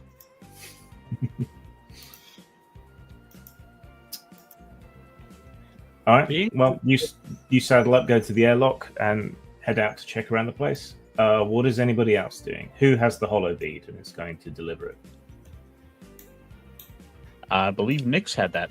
Yep, I have it. Sorry, I tried to click unmute and it was still it wasn't unmuting. It happens. I'll help as well. The delivery. Okay. All right, let's go through in order to make sure everybody has a turn. So Nyx has the bead. So Nyx and anyone else with Nyx tracks down the address of this Mizriz. Can Nyx and everyone with them attempt to make a search roll, please? Sure. Get myself a +1. Search. I rolled a natural 1. I That got one. 3. Did not make it. No crap, I got it. Okay, so long as someone got it, you've managed to track down the address. You go to the planetary northernmost pressurized block, make your way through a bunch of grubby corridors. There are aliens of all kinds of species. Some of them are sort of crashed out in the corridors. Some of them have set up little bubble tents. Seems like there's quite a lot of homeless people here. A lot of junkies, people injecting or smoking or otherwise using many substances, which all seem to be freely available. Whatever money is being made here is not filtering all the way down. Eventually you find what has been identified as Mizriz's apartment. It's got an internal airlock door on it, and over the top of that airlock has been bolted a rather crude security cage. On the right-hand side of the airlock is a number pad with big buttons so that sophonts of various different species can mash the buttons whether they've got fingers or not.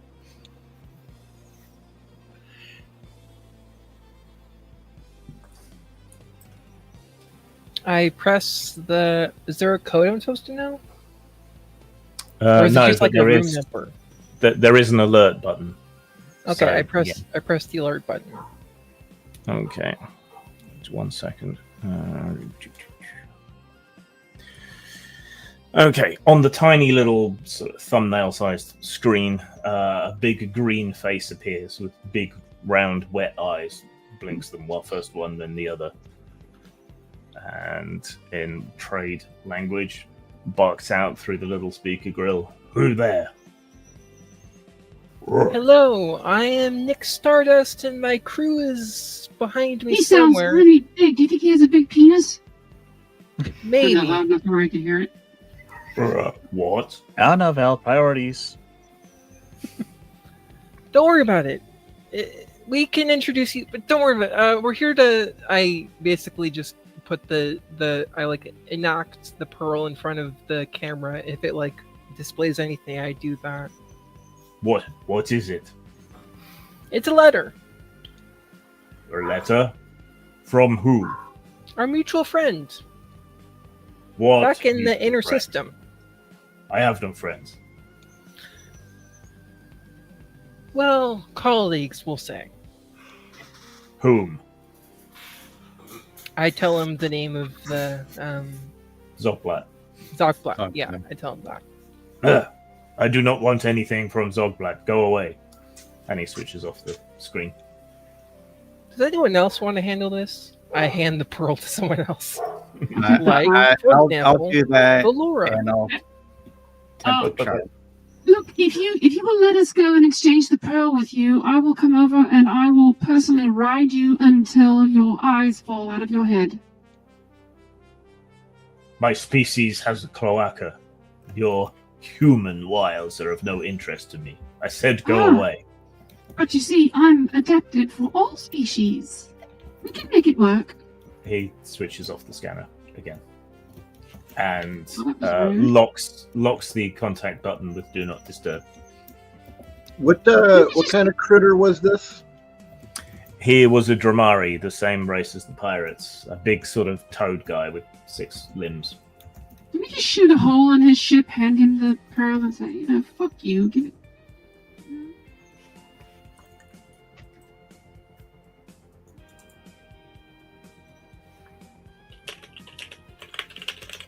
Don't everybody jump in with ideas all at once. Just my first one. I mean, just spitballing here.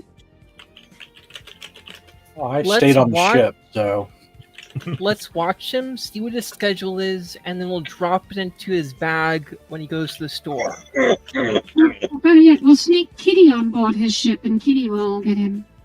It's not a ship. It's just an apartment in one of these Oh, that's even better. pressurized habitats. They'll have to come out at some point. We'll just send Kitty in there to go get him. Kitty, What? go in there and fetch him. I could bring it through the cracks if need be.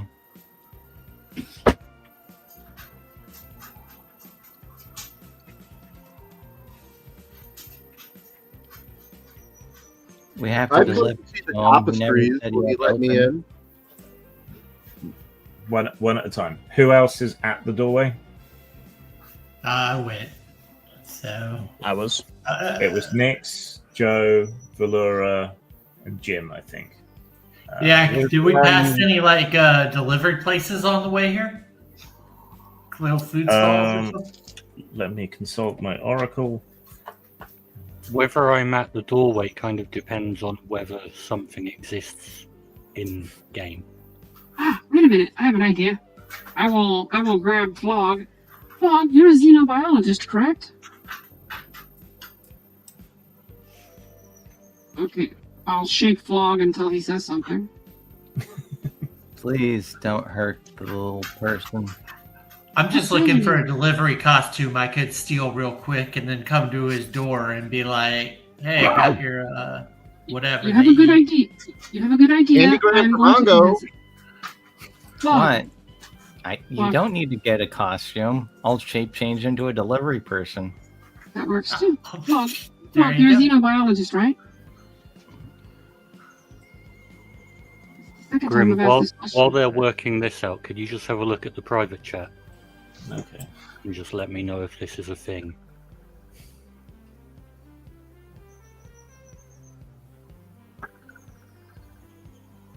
Ed, Yes, there is a local net, but this being a sort of smuggler's outpost, it's not a dark net, it's just their net.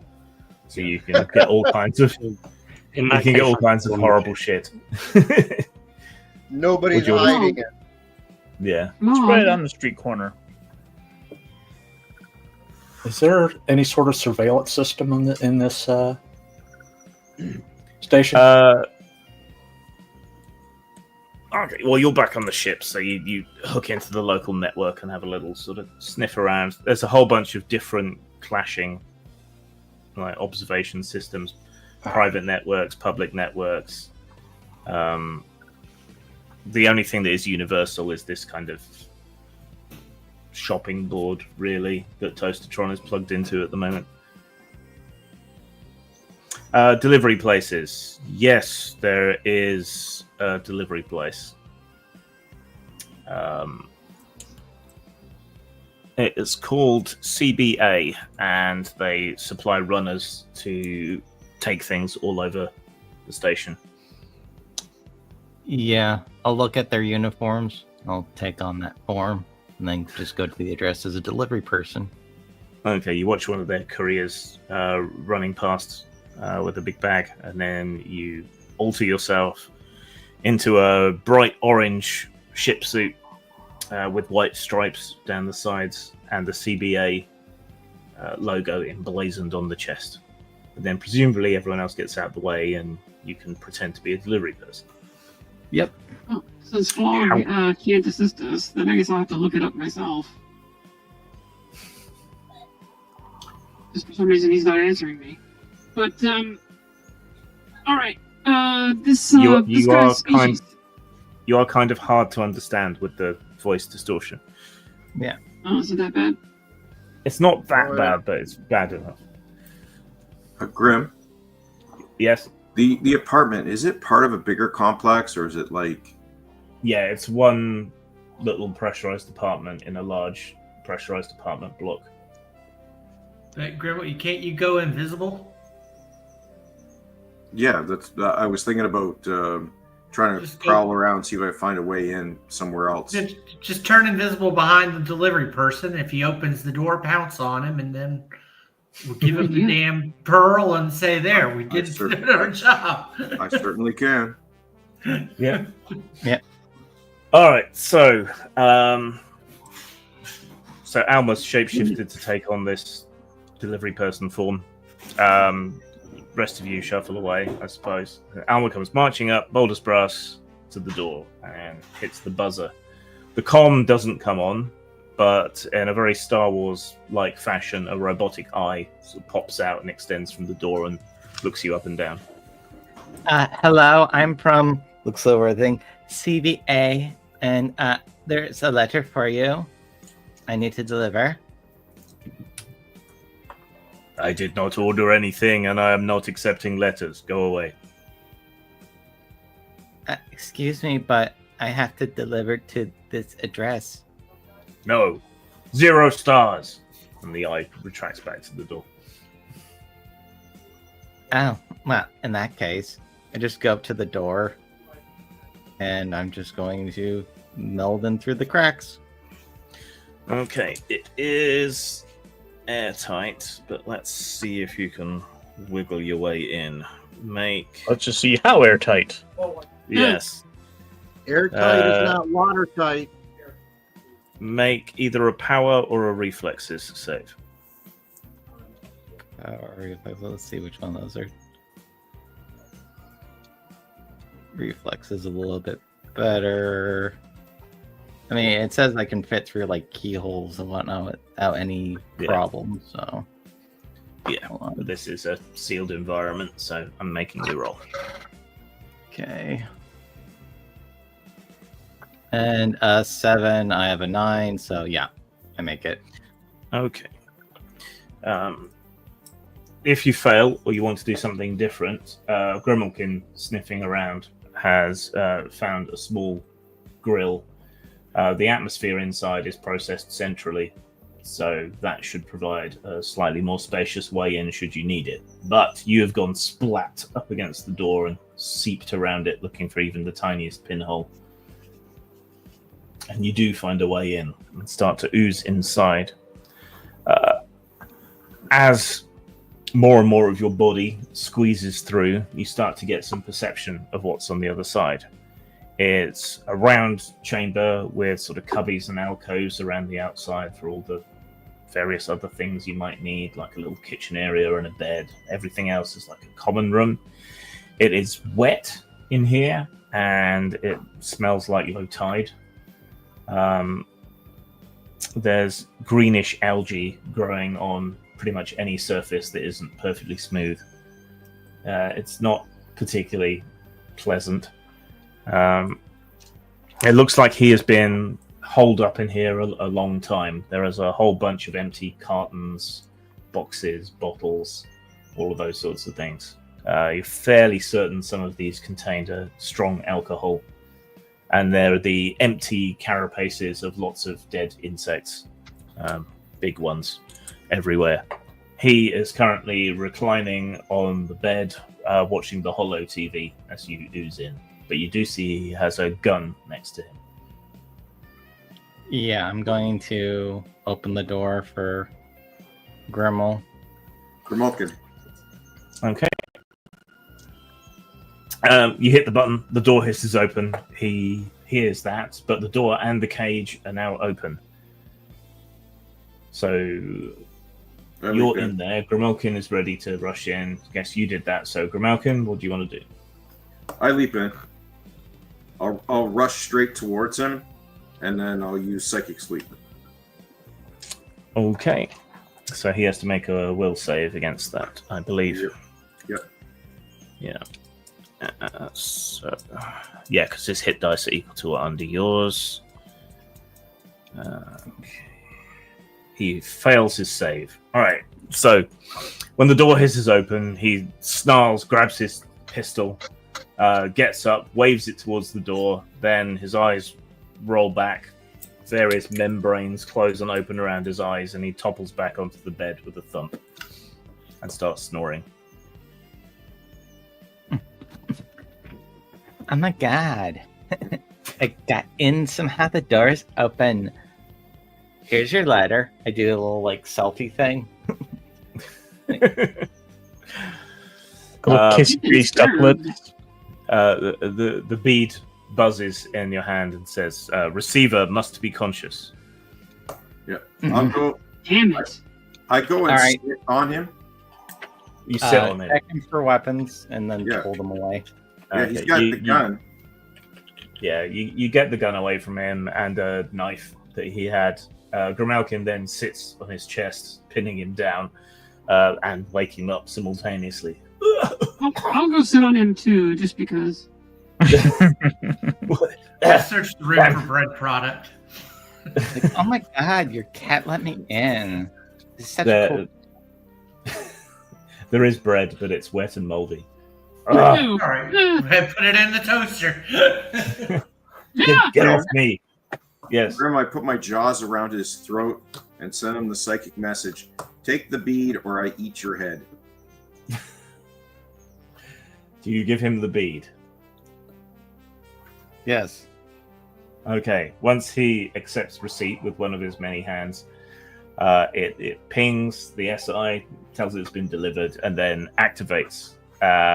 And someone of the same species as Zogblat, who from his language you take to be a lawyer, starts issuing a summons to this guy to return to the other station and account for the ship that he lost, that he was renting. Well, I sure hope this isn't foretelling for us. Yeah, foreshadowing. Let's hope not. But mission accomplished. A full month's rental has now been credited to your account. Ding. I will unload the gun and go, thank you for using BWC. I hope your next letter is even better. Give a wave. And then just walks out. Leaves the door open for Grimmel. Mission accomplished. So we'll go in reverse order now for anything anybody wants to do while they're on this black market station. Yeah, as Remember, Elmo's walking out, I want to ask, I let go of the guy's throat. Can I eat him now? No. No, we probably shouldn't. that would Maybe a little nibble. Your employer. I can have a nibble. Okay. let's give him a light bite. Okay, he has very thick, rubbery skin, which you pierce in a few places with your sharp fangs. But it doesn't seem to do him too much harm, but it does hurt. Nursing his arm, he grumbles as you leave. All right, reverse order. What does anyone want to do while you're at this black market station? McCroy. I'm looking to see if there's any jobs we can pick up. Okay. Let me see. Preferably in space. And not in a gravity well.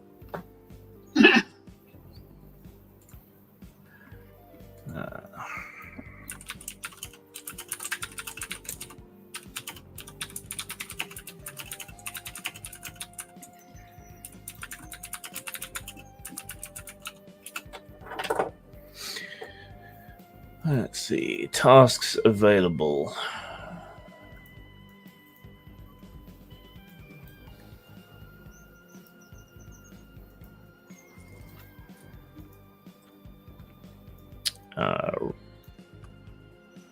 An archaeological dig, which in the adverts has scare quotes around it, on a tomb world in a nearby sector.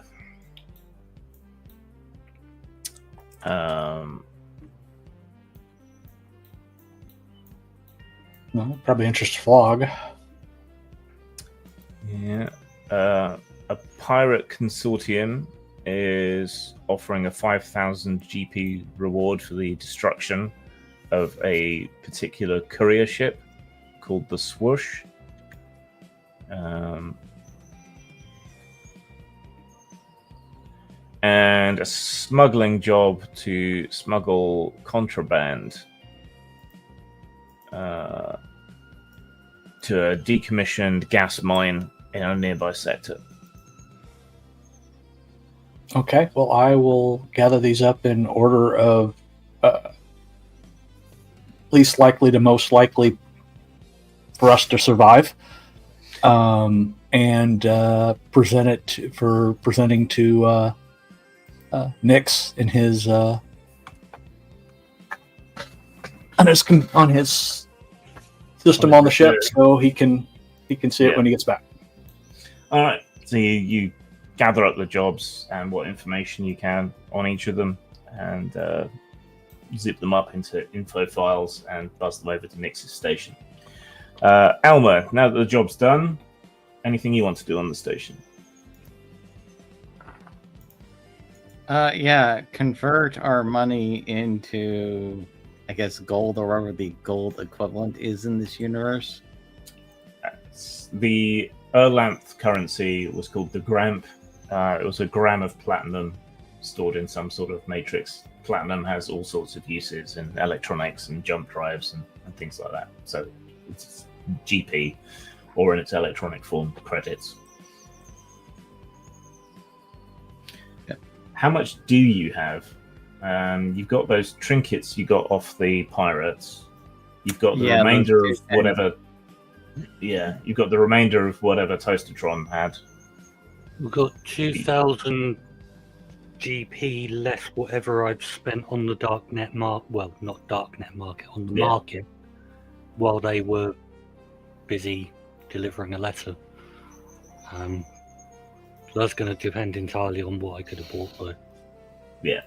Okay, so we can come back to buying stuff as a group discussion. Right. Is Gurmalkin doing anything while he's here? There's plenty of vermin to hunt if you want. Yeah, I'm going to hunt around the station. Okay. All right. You prowl around the corridors, nosing around through the trash and stepping over junkies. There's all manner of vermin here, from all manner of different worlds. Human space rats, void squids, all kinds of horrible beasties and little things. They're not used to there being predators around. Some of the Sophont species will hunt them, but they're not really used to it. So they're not particularly challenging prey, but you're able to fill your belly and create a little stash that someone else could carry onto the ship for you if you want some more. All right. Joe, what do you want to do? I think Joe is going. Let's see, with a little bit of free time, Joe is going to probably try to trade in the trinkets we picked up to go get those much-needed medical supplies and maybe a bit of toast on the side. That's right, Toastertron. I am cheating on you with other toasters. I thought I should see other breakfast dispensers. Is that a bagel? You don't love me. I swear that bacon meant nothing to me. Medical gear. Those crumbs.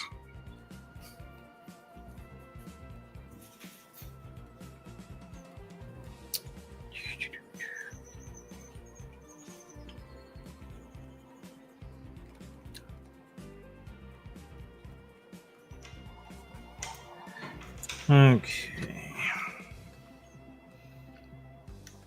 Cybernetics, that's not what we need.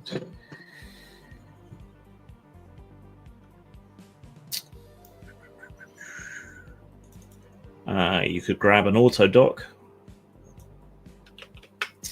for 50 GP, but that's a bit much for what you got there. First aid kits are 2 GP each. Then I can probably go trade that in and get like 10 of those for the ship. Yeah. So they're disposable, but they will allow you to attempt to heal someone once per. So yeah, you could get 10 of those. That'll give you a good stock of analgesics, blood clotters, healing nanites, just a bit of everything. You'll be able to treat basic wounds with that. So can't say analgesics without saying anal. Joe's then gonna go and put one of those in like every one of the bedrooms. Okay. Whoever's looking after the master equipment list, add the 10 health kits to that. All right. Flog, what are you doing? I've been looking for xenotech and xenoarchaeological sites. Yes. Can you make a xenoarchaeology roll, please? You can make it twice because you did say you were doing that right at the start, so you've had more time to look around. I have all my equipment, survey equipment, so could I plus 1 with that? Yep. All right. So yeah, I make both of them.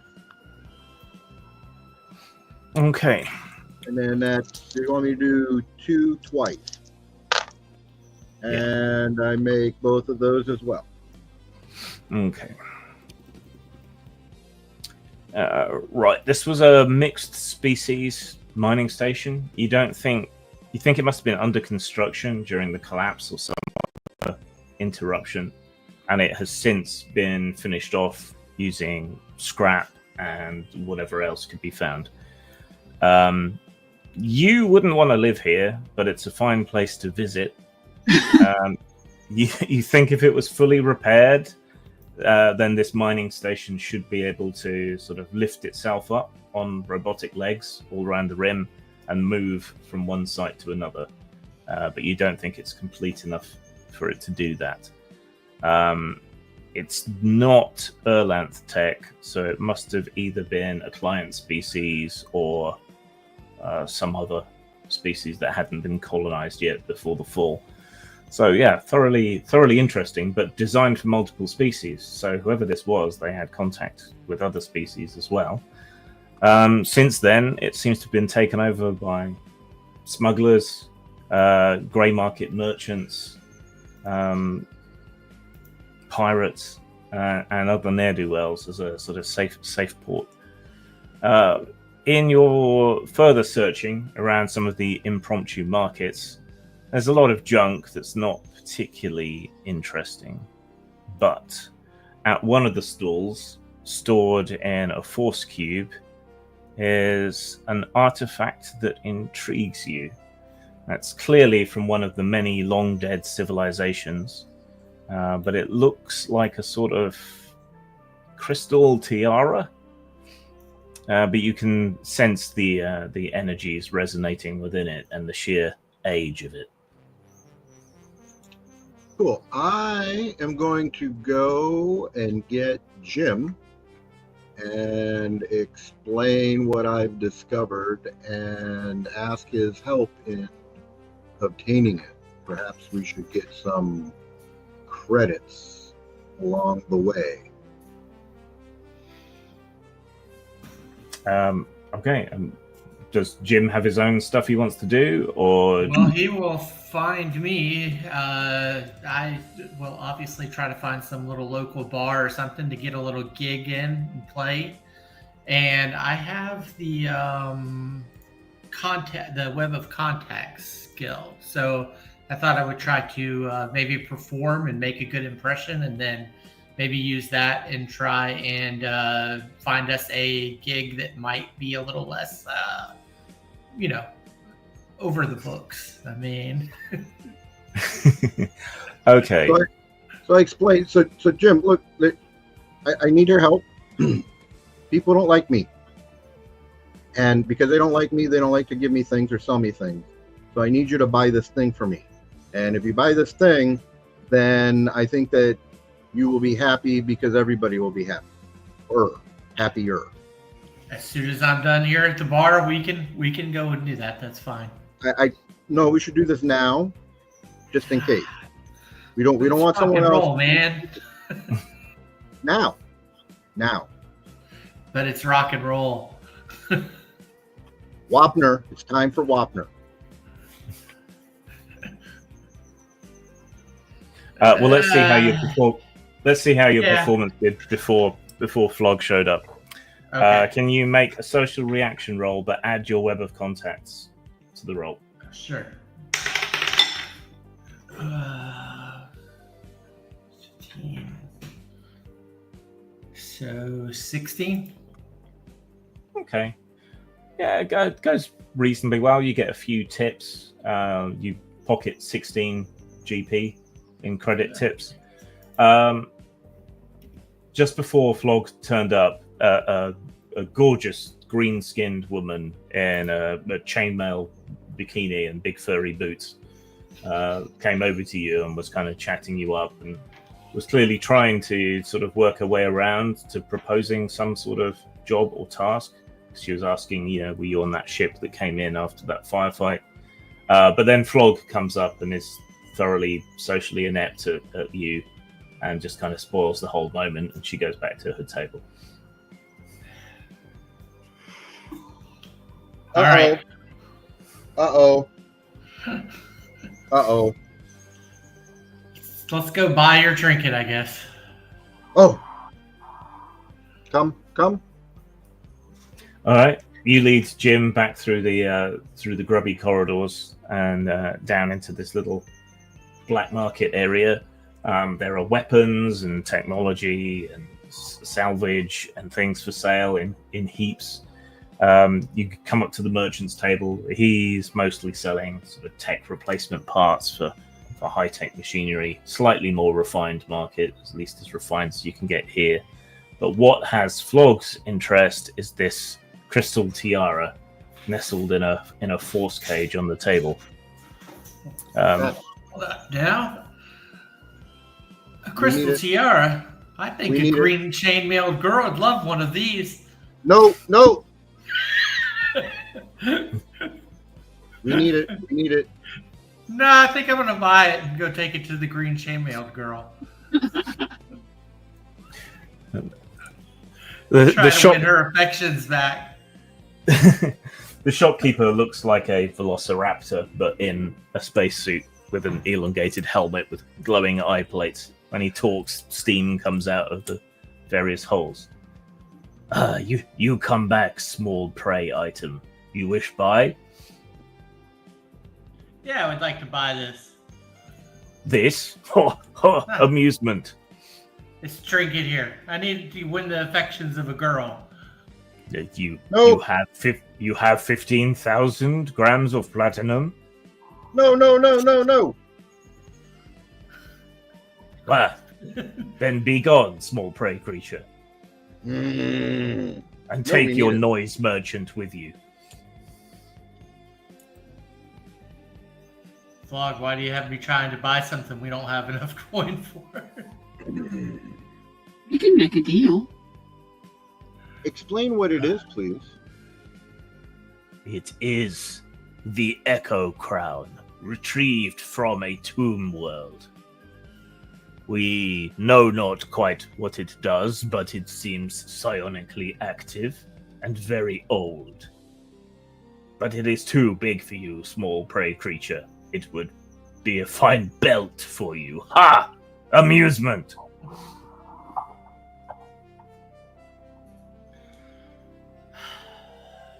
All right, what would you take for it? 15,000 grams platinum. And not 1 gram less. Why? Because it is fine and ancient and unknown. It is But exotic. why not one less? Why does that Because make I such a difference? It is the principle of the thing. What is its principle? My principle. You said the thing. Are you a thing? The thing is the principles. Which are 1 gram platinum and nothing less? Which are small prey creatures get eaten if they do not pay. What about trade?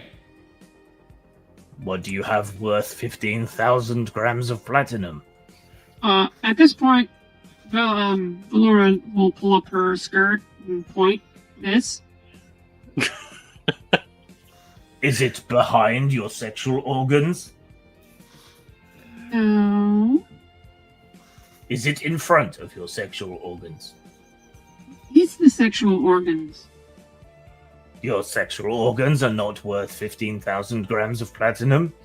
Oh, they certainly are. Will you sell me this entire sex bot in exchange? I plop down my bedazzled mic stand and tell him, listen, David Bowie, Prince, and many other music legends use this mic stand. It's infinitely worth more than your stupid tiara. I do not care for your ape music ancestors. Do you have anything by T-Rex? Of course, I pull out my guitar and start playing. And here I thought he would have been a fan of Dinosaur Jr. But I'm good with T-Rex. You make pleasant sounds, noise merchant, but not 15,000 GPs worth. Look, the price is the What price. if we hold a concert and we raise the funds through the concert and then you sell us a tiara? If you come to me with 15,000 grams of platinum, I care not where you get it, then I will sell you the item. All right, well, I look around on his table and see if he has something cheap that the chainmail bikini girl might like for my 16 gold.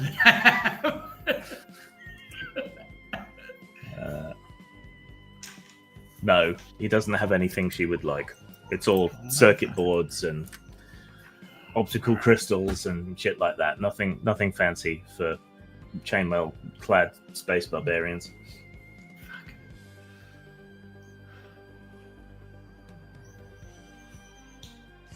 Well, nice exchanging audio vibrations with you. Be well. Return with 15,000 gold, 15,000 grams of platinum, or not at all. All right. You didn't help me, Jim. That was not helpful at all. He's not here to help you. He's here to be your GM. I'm not here to talk to you. I'm talking to Jim. Yes, you have characters called Jim and Grim. This is very confusing for my poor brain. All right. Valura participated there a little bit, but does she have anything else she wants to do? Green barbarian girl. Well, actually, she'll carry Toastertron around and look at the various robot parts and, point out various armatures. Toastertron is on the ship. No, he's not. No, she picked you up. She picked you up and took you with her, since you can't walk. But she's pointing out various bodies and going, Now look, that's a nice pair of legs. We could mount you on that. You could walk around, and that one has some hands.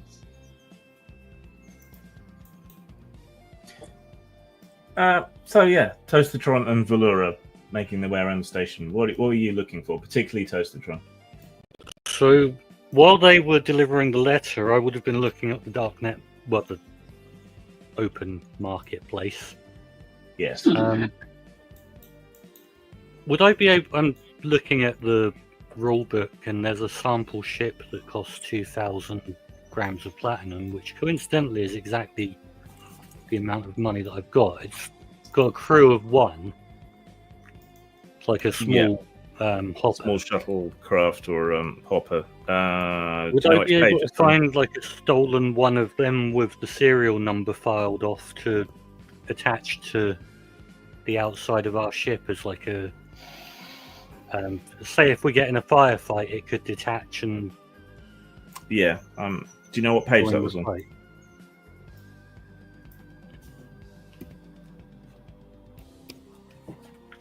Because we looted a On gun, ships. so if we bolted the gun that we looted to the small ship, then it would be a sort of detachable fighter ship.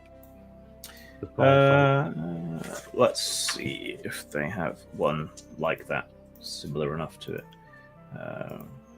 Yes, there is a small hoppercraft that you can buy for 2,000 grams of platinum, should you so wish. I would like to buy the small hoppercraft for 2,000 grams of platinum. All right. So it's an old surface-to-ground shuttle that used to be attached to mining ships. It will quite happily bolt on to the cargo dock where you would normally put cargo pods. So you'll be a little bit lopsided, but there are pressurized linkages so you can get in and out of the shuttle. So yes, it's currently unarmed, but you can bolt a stolen weapon onto it. All right, 'tis done. You exchange the credits over the net, and automated robotic systems slide into action and start moving this little shuttlecraft over to attach it to your main ship. Can I negotiate so that the 2,000 grams of platinum also includes fitting the gun that we salvaged? You can try make a social reaction roll. D20 plus your social reaction bonus. Find my social reaction bonus. Comeliness, charisma bonus. It's kind of my thing. I think it was really high for you last time. Well, I had a +4. Same thing I did last time. It was a +4, but I rolled 15. This time I got 13, including the bonus. They won't do it for you, but they give you some detailed instructions for hooking it up. Okay. I can't do it myself. I'm a toaster. Yes. Also, it's not my gun.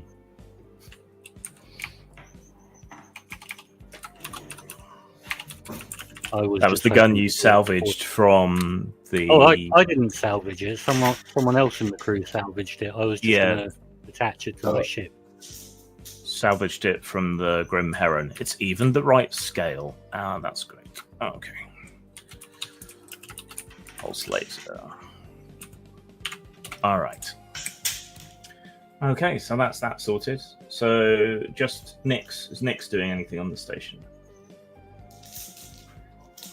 Nyx is heading to the, well, I suppose pretty much every part of this place is the red light district, so she'll go...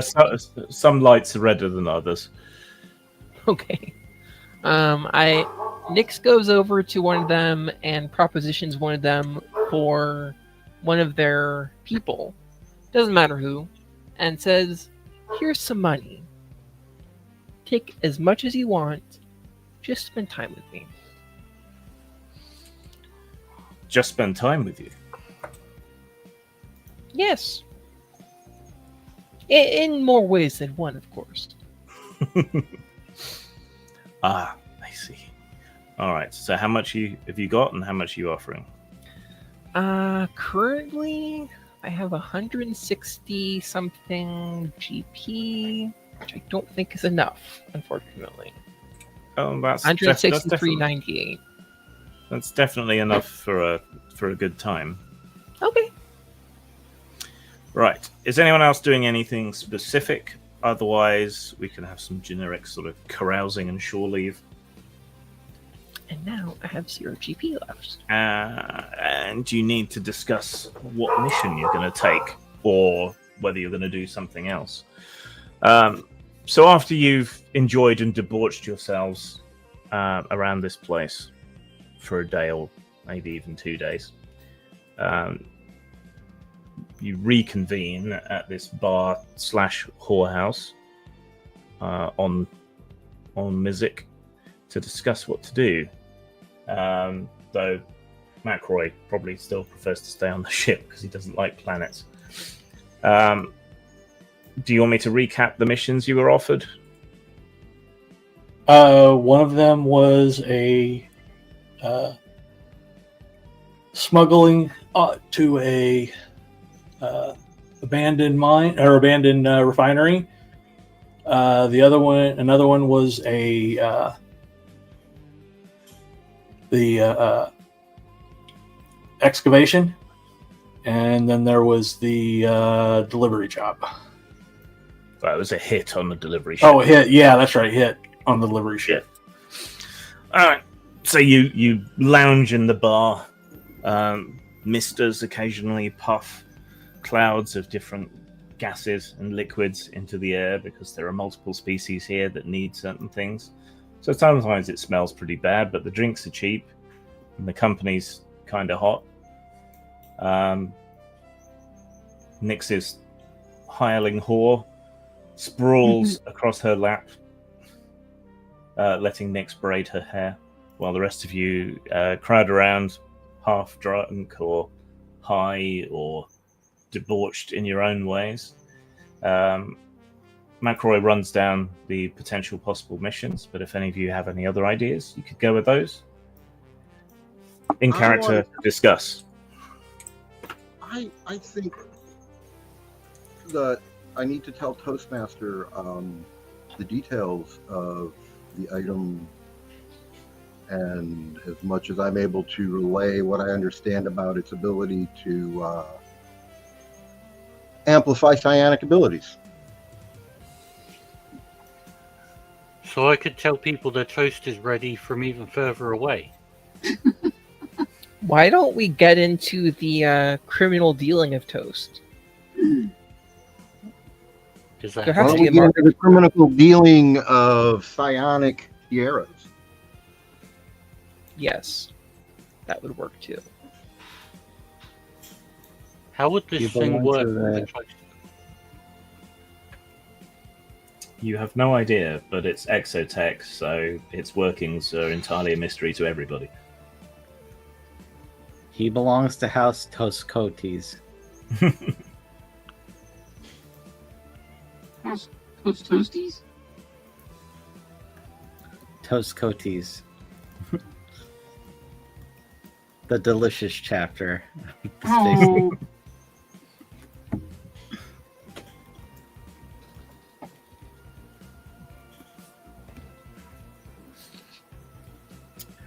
Not Harco toast. The idea is that we go get that shiny tiara. Yeah, we can. I mean, you could kill the merchant and steal it, of course, or just steal it. Just steal it. You don't have to potentially. Or you could undertake a mission and hope to raise enough to buy it. Is it public knowledge that Toastertron creates addictive toast, or is that just not yet?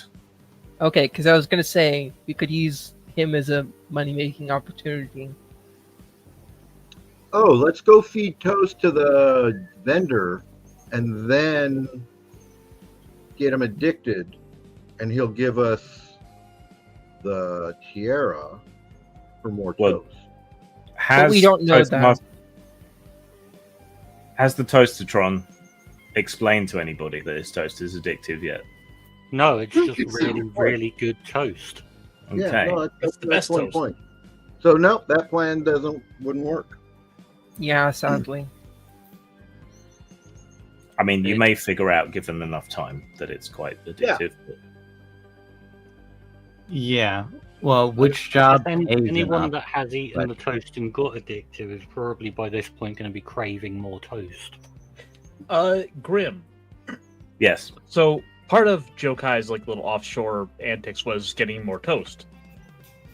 Is it just does the toast he gets elsewhere taste as good, or is Toastertron's simply the best? Toastatron's ability to toast is perfected and exquisite.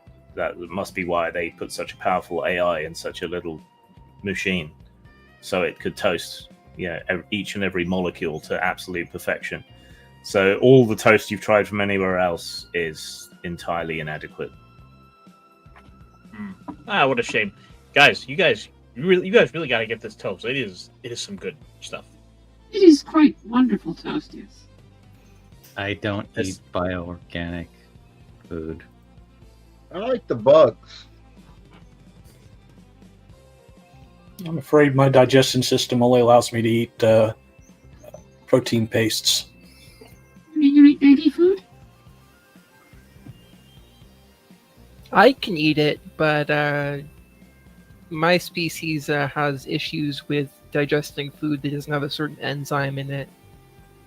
I carry it around with me in case I need to eat food, but yeah. You sad organics in your stomachs and digestive production systems. No, you should really try this toast all the same. And at that, Joe's gonna go and try to start getting some toast ready in Toastertron. Here, open up. So I'm confused, Joe. Did you go buy toast or did you buy bread? First one, then the other. But in which order? He tried other toast because he was craving toast. At least this is my understanding. Feel free to correct me if I'm wrong. And then that toast proving inadequate, bought bread to bring back and toast in Toastatron. Is that about right? Yes. Yep, that's okay. right. The last part didn't come bread for across everyone? correct. I thought he was buying toast to have Toastatron toast again.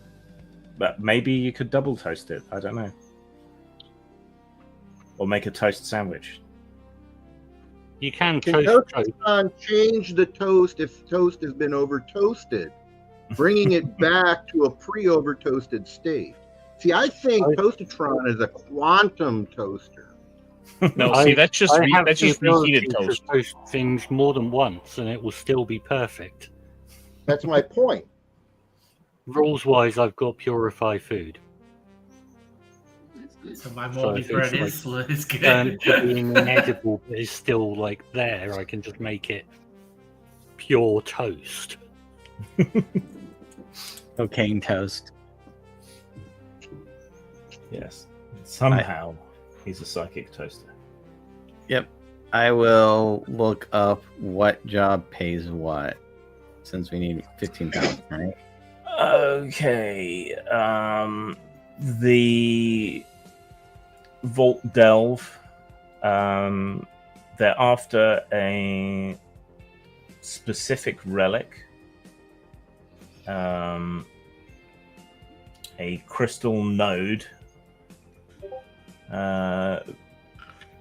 According to rumor and legend, buried alongside the subject of one of these vaults on this tomb world.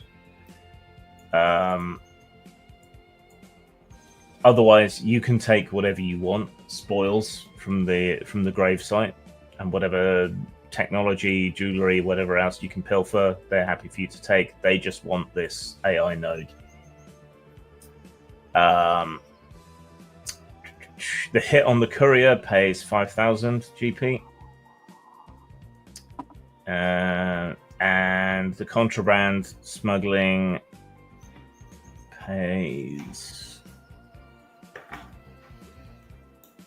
5,000 as well. And we know there's a 15,000 GP Tierra just waiting to be nicked. Yes.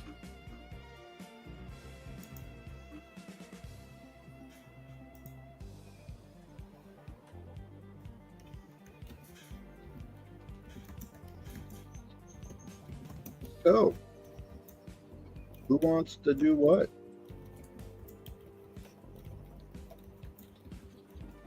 What was that excavation mission?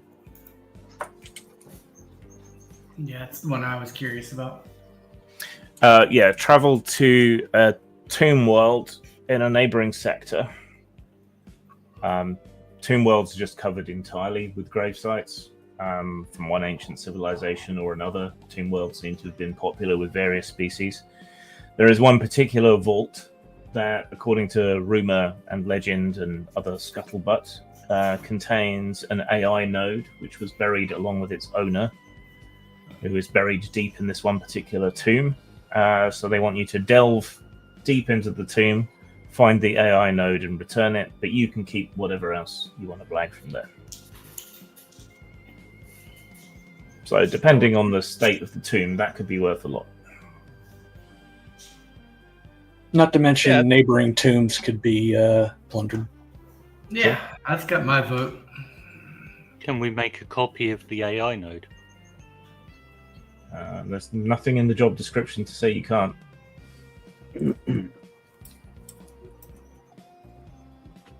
And how much is that job worth? Whatever you can get for whatever you steal. That's it. There's no money up front. There's no, hey, when you return node, we're just getting coordinates. Yeah. The AI node is clearly worth a lot to somebody. Yeah. So if we copy it, we can sell it again, and then we can sell another copy and repeat. Yeah, manufacturing is a viable way to make money. What are we manufacturing? AIs. But I'm an AI. Well, right, but we can always get more.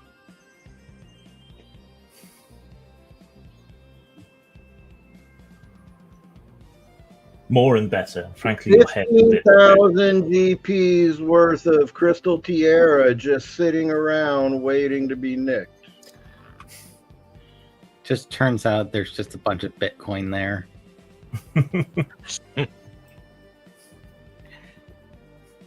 Well, at $122,000 per Bitcoin.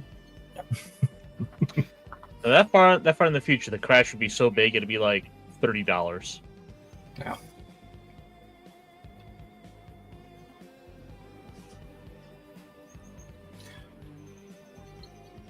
Even though I hate gravity wells, I'm going to vote for the Tomb World.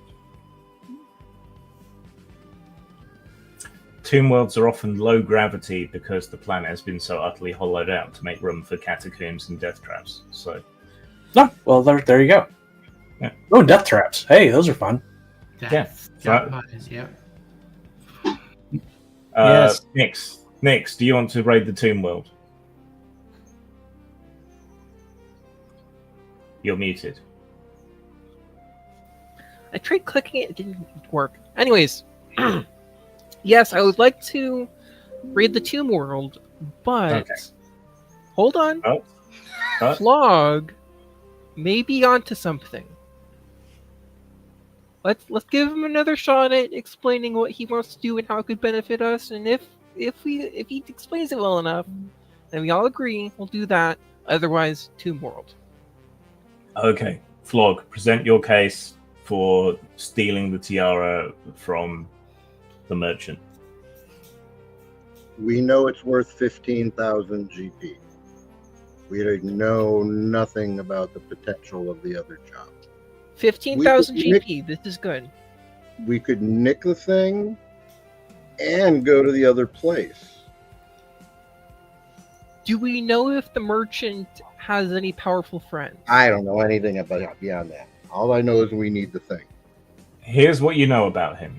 He resembles a velociraptor, and he wears a pressure suit. And he has a 15,000 GP exotech artifact, and otherwise he sells high-tech salvage. We're gonna have to come back here. If we screw up, that's gonna really make things difficult here. Oh, why That do we is have to true. come That's back right, here? I misunderstood. Why do we need to come back here? We need a base of operations that in some place to sell our stuff. Yeah. Why does it have to be here? It's a big galaxy. Yeah, you're only a sector away from Satana Station, which would be a far better base of operations. Plus, has a whole bunch of adventures and stuff written up for Yes. Oh, okay. Yes. Ah, interesting insight. We feel compelled to go to this conveniently pre-prepared module that the GM has written. So I think we should steal from the merchant, and laws be damned. We'll head to Satana Station. Thank you. Sorry. Oh, we can still go and fulfill this other contract, right? I mean, there's no reason we can't do both. I mean, Satana Station is a big station with lots of opportunities, lots of ships, lots of places to sell stuff. So you could steal this, then go and do the vault, and then whatever you've blagged will need to be, the AI unit will need to be shipped to your sponsor. And then the rest of your stuff, Satana Station is probably the best place in about 3 sectors to sell whatever you manage to salvage. So, yeah, why not do all 3 That things? sounds like a plan. Yep, All right. we'll go. All right. Okay. Okay. What's At the least vendor that security is a like? direction of a path. Now somebody needs to make a plan. You don't Okay. do that. We will do the theft and head to the Tomb World next time. I need to work out how much experience you'll get.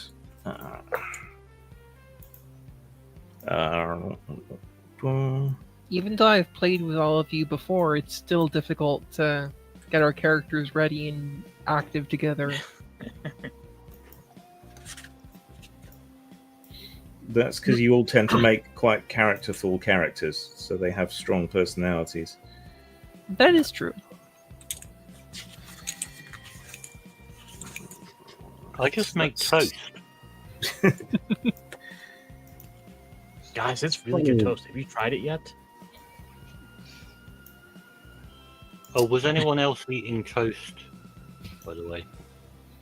Are all organics obsessed with toast? This is I'm must kind of into the bug stuff that we got from these other dudes. This toast is really You quite can- wonderful. You You can should toast try it. bugs in me if you want. It'll make them Yeah. taste really, really good. Laura, you don't need to eat. I know, but sometimes it's kind of fun to imitate people. I mean, She doesn't need to eat. She wants to eat. And she should have toast. She wants to lick the spanner that she's stuck in me. I'm gonna be licking the toaster screen for that. I can delete the Gorge World character. I don't need that anymore. Yeah, we don't need that ever again, please. And thank you. How bad was that? What do you mean we're running that next week? No, Oh, no. No, that's right. We're not running it. T-shirt's running it. Yeah, T-shirt, do you want to run Gorge World? No. I think everybody would much rather play with the bunnies, the bunny brigade. I would. I don't know why they're so popular. Everyone likes rabbit people. I guess so.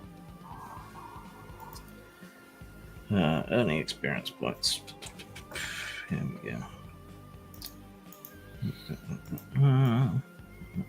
Hang on.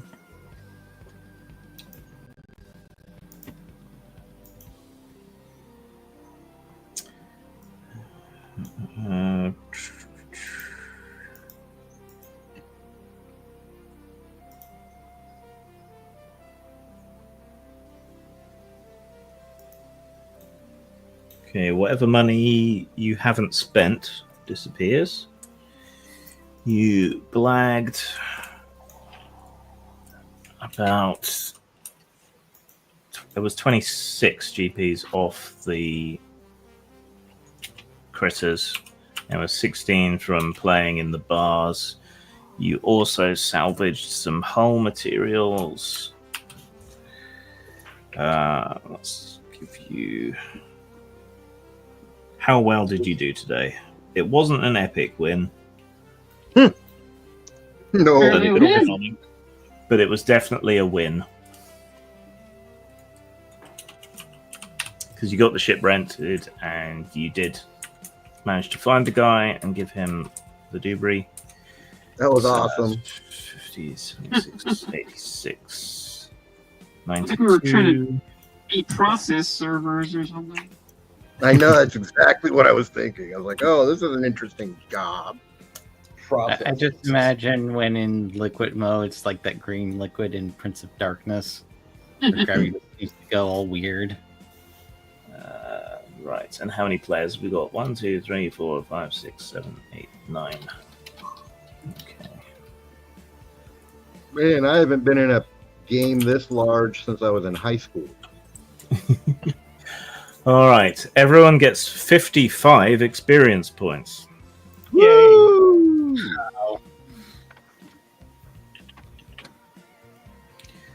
Which is well short of anyone going up any levels, but there we go. 2K for a level.